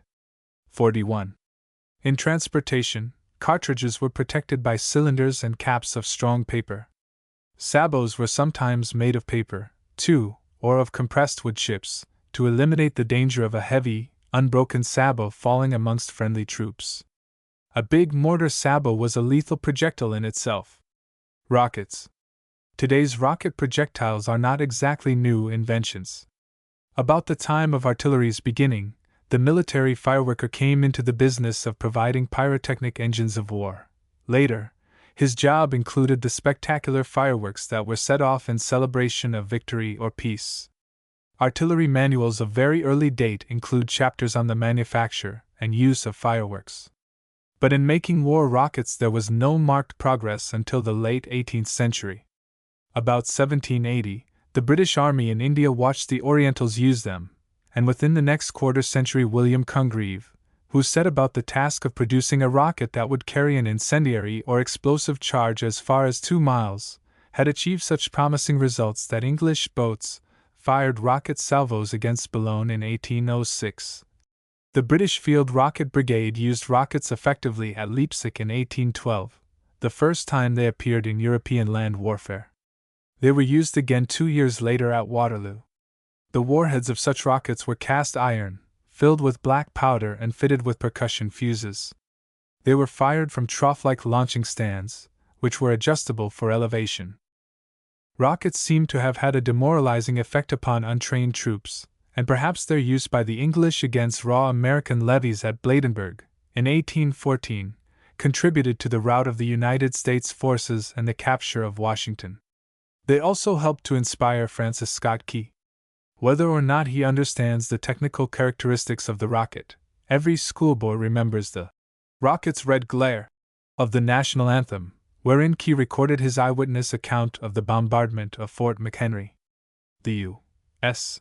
Army in Mexico, 1847, included a rocket battery, and indeed, war rockets were an important part of artillery resources until the rapid progress of gunnery in the latter 1800s made them obsolescent. Tools. Gunners' equipment was numerous. There were the tompion, a lid that fitted over the muzzle of the gun to keep wind and weather out of the bore, and the lead cover for the vent, water buckets for the sponges and passing boxes for the powder, scrapers and tools for searching the bore to find dangerous cracks or holes, chocks for the wheels, blocks and rollers, lifting jacks, and gins for moving guns, and drills and augers for clearing the vent, figures 17. 44. But among the most important tools for everyday firing were the following. 17. 44. The sponge was a wooden cylinder about a foot long, the same diameter as the shot, and covered with lambskin. Like all bore tools, it was mounted on a long staff. After being dampened with water, it was used for cleaning the bore of the piece after firing. Essentially, sponging made sure there were no sparks in the bore when the new charge was put in. Often the sponge was on the opposite end of the rammer, and sometimes, instead of being lambskin covered, the sponge was a bristle brush. The wormer was a double screw, something like a pair of intertwined corkscrews, fixed to a long handle. Inserted in the gun bore and twisted, it seized and drew out wads or the remains of cartridge bags stuck in the gun after firing. Worm screws were sometimes mounted in the head of the sponge, so that the piece could be sponged and wormed at the same time. The ladle was the most important of all the gunner's tools in the early years, since it was not only the measure for the powder, but the only way to dump the powder in the bore at the proper place. It was generally made of copper, the same gauge as the windage of the gun, that is, the copper was just thick enough to fit between ball and bore. Essentially, the ladle is merely a scoop, a metal cylinder secured to a wooden disc on a long staff. But before the introduction of the powder cartridge, cutting a ladle to the right size was one of the most important accomplishments a gunner had to learn. Collado, that Spanish mathematician of the 16th century, used the culverin ladle as the master pattern, figure 45. It was 4.5 calibers long, and would carry exactly the weight of the ball and powder. Ladles for lesser guns could be proportioned, that is, shortened, from the master pattern. 45. The ladle full of powder was pushed home in the bore. Turning the handle dumped the charge, which then had to be packed with the rammer. As powder charges were lessened in later years, the ladle was shortened. By 1750, it was only 3 shot diameters long. With cartridges, the ladle was no longer needed for loading the gun, but it was still handy for withdrawing the round. The rammer was a wooden cylinder about the same diameter and length as the shot. It pushed home the powder charge, the wad, and the shot. As a precaution against faulty or double loading, marks on the rammer handle showed the loaders when the different parts of the charge were properly seated. The gunner's pick or priming wire was a sharp-pointed tool resembling a common ice pick blade. It was used to clear the vent of the gun and to pierce the powder bag so that flame from the primer could ignite the charge. Handspikes were big pinch bars to manhandle cannon. They were used to move the carriage and to lift the breech of the gun so that the elevating coin or screw might be adjusted. They were of different types, figures 33A, 44, but were essentially 6-foot-long wooden poles shod with iron. Some of them, like the Marsali handspike, figure 11, had rollers at the toes so that the wheelless rear of the carriage could be lifted with the handspike and rolled with comparative ease. 33A. 44. 11. The gunner's quadrant, figure 46, invented by Tartaglia about 1545, was an aiming device so basic that its principle is still in use today. The instrument looked like a carpenter's square, with a quarter circle connecting the two arms. From the angle of the square dangled a plumb bob. The gunner laid the long arm of the quadrant in the bore of the gun, and the line of the bob against the graduated quarter circle showed the gun's angle of elevation. 46. The addition of the quadrant to the art of artillery opened a whole new field for the mathematicians, who set about compiling long, complicated, and jealously guarded tables for the gunner's guidance. But the theory was simple. Since a cannon at 45 degrees elevation would fire 10 times farther than it would when the barrel was level, at 0-degree elevation, the quadrant should be marked into 10 equal parts. The range of the gun would therefore increase by 1/10 each time the gun was elevated to the next mark on the quadrant. In other words, the gunner could get the range he wanted simply by raising his piece to the proper mark on the instrument. Collado explained how it worked in the 1590s. We experimented with a culverin that fired a 20-pound iron ball. At point blank, the first shot ranged 200 paces. At 45-degree elevation, it shot 10 times farther, or 2,000 paces. If the point blank range is 200 paces, then elevating to the first position, or a 10th part of the quadrant, will gain 180 paces more, and advancing another point will gain so much again. It is the same with the other points up to the elevation of 45 degrees. Each one gains the same 180 paces. Collado admitted that results were not always consistent with theory. but it was many years before the physicists understood the effect of air resistance on the trajectory of the projectile. Sights on cannon were usually conspicuous by their absence in the early days.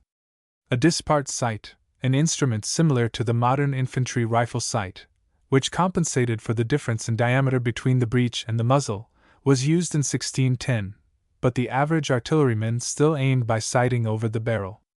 The Spanish gunner, however, performed an operation that put the bore parallel to the gunner's line of sight, and called it killing the vivo, matar el vivo. How vivo affected aiming is easily seen. With its bore level, a 4-pounder falconet ranged 250 paces. But when the top of the gun was level, the bore was slightly elevated and the range almost doubled to 440 paces. 2. Kill the vivo. You first had to find it. The gunner stuck his pick into the vent down to the bottom of the bore and marked the pick to show the depth. Next he took the pick to the muzzle, stood it up in the bore, and marked the height of the muzzle. The difference between the two marks, with an adjustment for the base ring, which was higher than the vent, was the vivo. A little wedge of the proper size, placed under the breech, would then eliminate the troublesome vivo. During the first half of the 1700s, Spanish cannon of the new invention were made with a notch at the top of the base ring and a sighting button on the muzzle, and these features were also adopted by the French. But they soon went out of use. There was some argument, as late as the 1750s, about the desirability of casting the muzzle the same size as the base ring, so that the sighting line over the gun would always be parallel to the bore. But since the gun usually had to be aimed higher than the objective, gunners claimed that a fat muzzle hid their target. Common practice for sighting, as late as the 1850s, was to find the center line at the top of the piece, mark it with chalk or filed notches, and use it as a sighting line. To find this center line, the gunner laid his level, figure 47, first on the base ring, then on the muzzle. When the instrument was level atop these rings, the plumb bob was theoretically over the center line of the cannon. But guns were crudely made, and such a line on the outside of the piece was not likely to coincide exactly with the center line of the bore, so there was still ample opportunity for the gunner to exercise his art. Nonetheless, the marked lines did help, for the gunner learned by experiment how to compensate for errors. 47. Fixed rear sights came into use early in the 1800s, and tangent sights, graduated rear sights, were in use during the war between the states. The trunnion sight, a graduated sight attached to the trunnion, could be used when the muzzle had to be elevated so high that it blocked the gunner's view of the target. Naval gunnery officers would occasionally order all their guns trained at the same angle and elevated to the same degree. The gunner might not even see his target. While with the crude traversing mechanism of the early 1800s the gunners may not have laid their pieces too accurately, at least it was a step toward the indirect firing technique of later years, which was to take full advantage of the longer ranges possible with modern cannon. Use of tangent and trunnion sights brought gunnery further into the realm of mathematical science. The telescopic sight came about the middle of the 19th century. Gunners were developing into technicians whose job was merely to load the piece and set the instruments as instructed by officers in fire control posts some distance away from the gun. The practice of gunnery. The old-time gunner was not only an artist, vastly superior to the average soldier, but when circumstances permitted, he performed his wizardry with all due ceremony. Diego Ufano, governor of Antwerp, watched a gun crew at work about 1500. The piece having arrived at the battery and being provided with all needful materials, the gunner and his assistants take their places, and the drummer is to beat a roll. The gunner cleans the piece carefully with a dry rammer, and in pulling out the said rammer gives a dab or two to the mouth of the piece to remove any dirt adhering. At this point it was customary to make the sign of the cross and invoke the intercession of St. Barbara.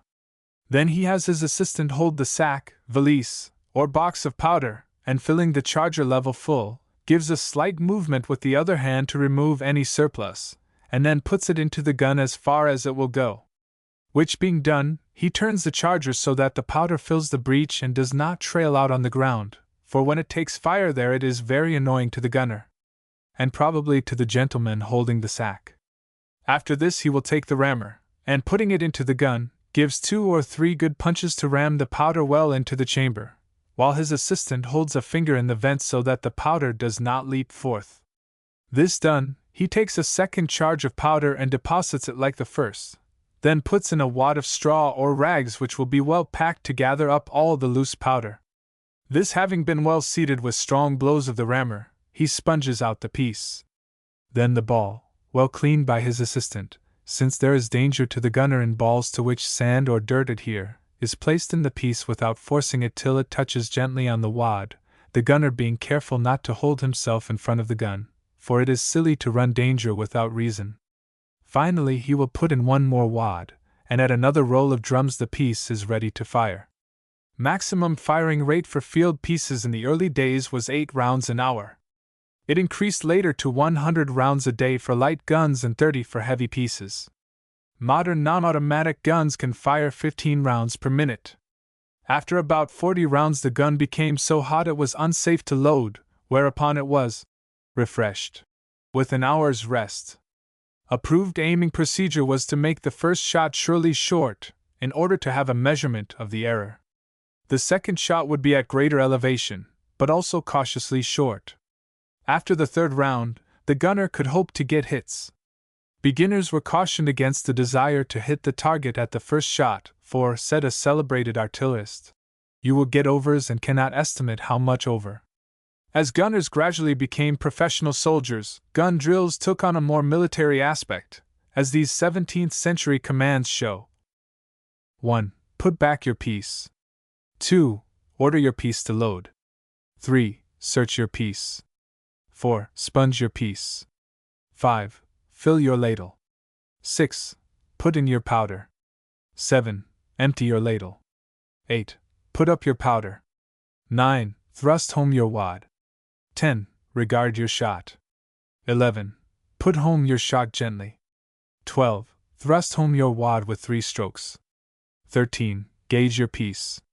Gunners had no trouble finding work, as is singularly illustrated by the case of Andrew Ransom, a stray Englishman captured near St. Augustine in the late 1600s. He was condemned to death. The executional device failed, however, and the padres in attendance took it as an act of God and led Ransom to sanctuary at the friary. Meanwhile, the Spanish governor learned this man was an artillerist and a maker of artificial fires. The governor offered to protect him if he would live at the Castillo and put his talents to use. Ransom did. By 1800, although guns could be served with as few as 3 men, efficient drill usually called for a much larger force. The smallest crew listed in the United States Navy Manual of 1866 was 7 first and second gun captains, 2 loaders, 2 spongers, and a powder monkey, powder boy. An 11-inch pivot gun on its revolving carriage was served by 24 crewmen and a powderman. In the field, transportation for a 24-pounder siege gun took 10 horses and 5 drivers. 12 rounds an hour was good practice for heavy guns during the Civil War period, although the figure could be up to 20 rounds. By this date, of course, although the principles of muzzle loading had not changed, actual loading of the gun was greatly simplified by using fixed and semi-fixed ammunition. Loading technique varied with the gun, but the following summary of drill from the United States Heavy Ordnance Manual of 1861 gives a fair idea of how the crew handled a siege gun. In the first place, consider that the equipment is all in its proper place. The gun is on a 2-wheeled siege carriage and is in battery, or pushed forward on the platform until the muzzle is in the earthwork embrasure. On each side of the gun are 3 handspikes, leaning against the parapet. On the right of the gun a sponge and a rammer are laid on a prop, about 6 feet away from the carriage. Near the left muzzle of the gun is a stack of cannonballs, wads, and a pass box, or powder bucket.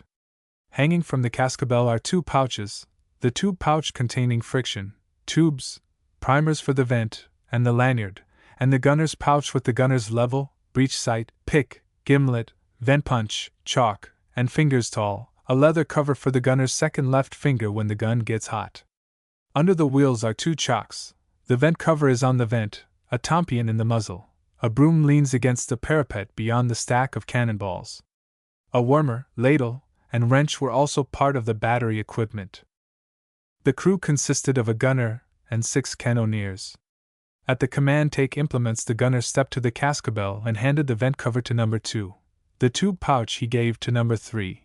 He put on his fingers tall, leveled the gun with the elevating screw, applied his level to base ring and muzzle to find the highest points of the barrel, and marked these points with chalk for a line of sight. His 6 crewmen took their positions about a yard apart, 3 men on each side of the gun, with handspikes ready. From battery was the first command of the drill. The gunner stepped from behind the gun, while the handspikemen embarred their spikes. Cannoneers numbers 1, 3, and 5 were on the right side of the gun, and the even-numbered men were on the left. Numbers 1 and 2 put their spikes under the front of the wheels. Numbers 3 and 4 embarred under the carriage cheeks to bear down on the rear spokes of the wheel. Numbers 5 and 6 had their spikes under the maneuvering bolts of the trail, for guiding the piece away from the parapet. With the gunner's word heave, the men at the wheels put on the pressure, and with successive heaves the gun was moved backward until the muzzle was clear of the embrasure by a yard. The crew then unbarred, and numbers 1 and 2 chocked the wheels. Load was the second command. Numbers 1, 2, and 4 laid down their spikes. Number 2 took out the tompion. Number 1 took up the sponge and put its woolly head into the muzzle. Number 2 stepped up to the muzzle and seized the sponge staff to help number 1. In 5 counts they pushed the sponge to the bottom of the bore. Meanwhile, number 4 took the pass box and went to the magazine for a cartridge. The gunner put his finger over the vent, and with his right hand turned the elevating screw to adjust the piece conveniently for loading. Number 3 picked up the rammer. At the command sponge, the men at the sponge pressed the tool against the bottom of the bore and gave it 3 turns from right to left, then 3 turns from left to right. Next the sponge was drawn, and while number 1 exchanged it for number 3's rammer, the number 2 man took the cartridge from number 4 and put it in the bore. He helped number 1 push it home with the rammer, while number 4 went for a ball and, if necessary, a wad. Ram! The men on the rammer drew it out an arm's length and rammed the cartridge with a single stroke. Number 2 took the ball from number 4, while number 1 threw out the rammer. With the ball in the bore, both men again manned the rammer to force the shot home and delivered a final single-stroke ram. Number 1 put the rammer back on its prop. The gunner stuck his pick into the vent to prick open the powder bag. The command in battery was the signal for the cannoneers to man the handspikes again, numbers 1, 2, 3, and 4 working at the wheels and numbers 5 and 6 guiding the trail as before. After successive heaves, the gunner halted the piece with the wheels touching the herder, the timber laid at the foot of the parapet to stop the wheels. Point was the next order. Number 3, the man with the tube pouch, got out his lanyard and hooked it to a primer. Numbers 5 and 6 put their handspikes under the trail, ready to move the gun right or left. The gunner went to the breech of the gun, removed his pick from the vent, and, sighting down the barrel, directed the spikeman. He would tap the right side of the breech, and number 5 would heave on his handspike to inch the trail toward the left. A tap on the left side would move number 6 in the opposite direction. Next, the gunner put the breech sight, if he needed it, carefully on the chalk line of the base ring and ran the elevating screw to the proper elevation. As soon as the gun was properly laid, the gunner said ready and signaled with both hands. He took the breech sight off the gun and walked over to windward, where he could watch the effect of the shot. Numbers 1 and 2 had the chocks, ready to block the wheels at the end of the recoil. Number 3 put the primer in the vent, uncoiled the lanyard and broke a full pace to the rear with his left foot. He stretched the lanyard, holding it in his right hand. At fire! Number 3 gave a smart pull on the lanyard. The gun fired, the carriage recoiled, and numbers 1 and 2 chocked the wheels. Number 3 rewound his lanyard, and the gunner, having watched the shot, returned to his post. The development of heavy ordnance through the ages is a subject with many fascinating ramifications, but this survey has of necessity been brief. It has only been possible to indicate the general pattern. Most of the interesting details must await the publication of much larger volumes. It is hoped, however, that enough information has been included herein to enhance the enjoyment that comes from inspecting the great variety of cannon and projectiles that are to be seen throughout the National Park system. Glossary. Most technical phrases are explained in the text and illustrations, see Figure 51. For convenient reference, however, some important words are defined below. 51. Ballistics, the science dealing with the motion of projectiles. Barbette carriage, as used here, a traverse carriage on which a gun is mounted to fire over a parapet. Bombshell, see projectiles. Projectiles. Breech block, a movable piece which closes the breech of a cannon. Caliber, diameter of the bore, also used to express bore length. A .30 caliber gun has a bore length 30 times the diameter of the bore. Cartridge, a bag or case holding a complete powder charge for the cannon, and in some instances also containing the projectile. Casemate carriage, as used here, a traverse carriage in a fort gunroom, casemate. The gun fired through an embrasure or loophole in the wall of the room. Chamber, the part of the bore which holds the propelling charge, especially when of different diameter than the rest of the bore. In chambered muzzleloaders, the chamber diameter was smaller than that of the bore. Elevation, the angle between the axis of a piece and the horizontal plane. Fuse, a device to ignite the charge of a shell or other projectile. Grommet, a rope ring used as a wad to hold a cannonball in place in the bore. Gun, any firearm, in the limited sense, a long cannon with high muzzle velocity and flat trajectory. Howitzer, a short cannon, intermediate between the gun and mortar. Lay, to aim a gun. Limber, a two-wheeled vehicle to which the gun trail is attached for transport. Mandrel, a metal bar, used as a core around which metal may be forged or otherwise shaped. Mortar, a very short cannon used for high or curved trajectory firing. Point blank, as used here, the point where the projectile, when fired from a level bore, first strikes the horizontal ground in front of the cannon. Projectiles, canister or case shot, a can filled with small missiles that scatter after firing from the gun. Grape shot, a cluster of small iron balls, which scatter upon firing.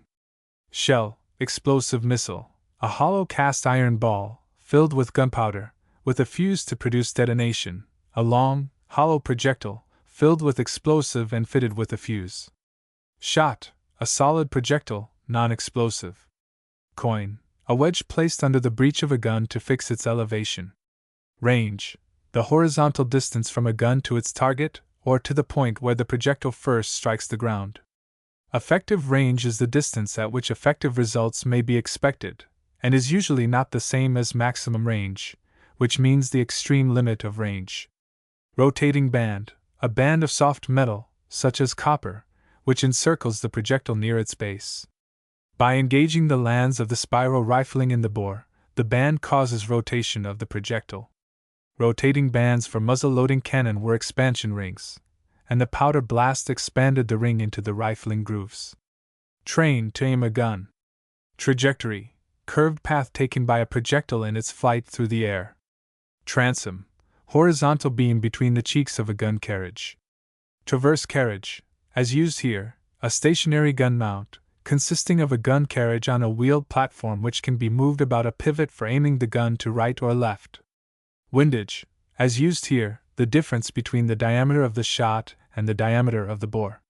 Selected bibliography. The following is a listing of the more important sources dealing with the development of artillery which have been consulted in the production of this booklet. None of the German or Italian sources have been included, since practically no German or Italian guns were used in this country. Spanish Ordnance. Luis Collado. Plática Manual de la Artillería. M.S. Milan 1592, and Diego Ufano, Artillery N. P. 1621, have detailed information on 16th century guns, and Tomás de Morla, Láminas pertenecientes al Tratado de Artillería, Madrid, 1803, illustrates 18th century material. Thor Borison. Spanish Guns and Carriages, 1686 to 1800. M.S. Yorktown, 1938, summarizes 18th century changes in Spanish and French artillery. Information on colonial use of cannon can be found in Mrs. of the Archivo General de Indias as follows: Inventories of Castillo de San Marcos armament in 1683, February 2, 58, 32 halves, 1706, January 27, 58, 89 halves, 1740, 58-1-32, 1763. 86-7-11, 19, Zuniga's report on the 1702 Siege of St. Augustine, 58-2-8, B3, and Arredondo's Plan de la Ciudad de Sn. Augustin de la Florida, 87-1-1/2, MS, Map, and other works, including Andrés González de Barcia, Ensayo Cronológico para la Historia General de la Florida, Madrid, 1723, J. T. Connor, editor, Colonial Records of Spanish Florida, Deland, 1930, Volume 2, Manuel de Montiano, Letters of Montiano, Collections of the Georgia Historical Society, v. 7 PTI, Savannah 1909, Albert Manucy. Ordnance used at Castillo de San Marcos, 1672-1834, St. Augustine, 1939. English Ordnance. For detailed information, John Muller, Treatise of Artillery, London, 1756, has been the basic source for 18th century material. William Bourne, The Arte of Shooting in Great Ordnance, London, 1587, discusses 16th century artillery, and the anonymous New Method of Fortification, London, 1748, contains much 17th century information. For colonial artillery data there is John Smith, The General History of Virginia, New England, and the Summer Isles, Richmond, 1819, Edward Kimber, Late Expedition to the Gates of St. Augustine, Boston, 1935, and C. L. Mowat, East Florida as a British Province, 1763-1784, Los Angeles, 1939. Charles J. Fawkes, The Gun Founders of England, Cambridge, 1937, discusses the construction of early cannon in England. French Ordnance.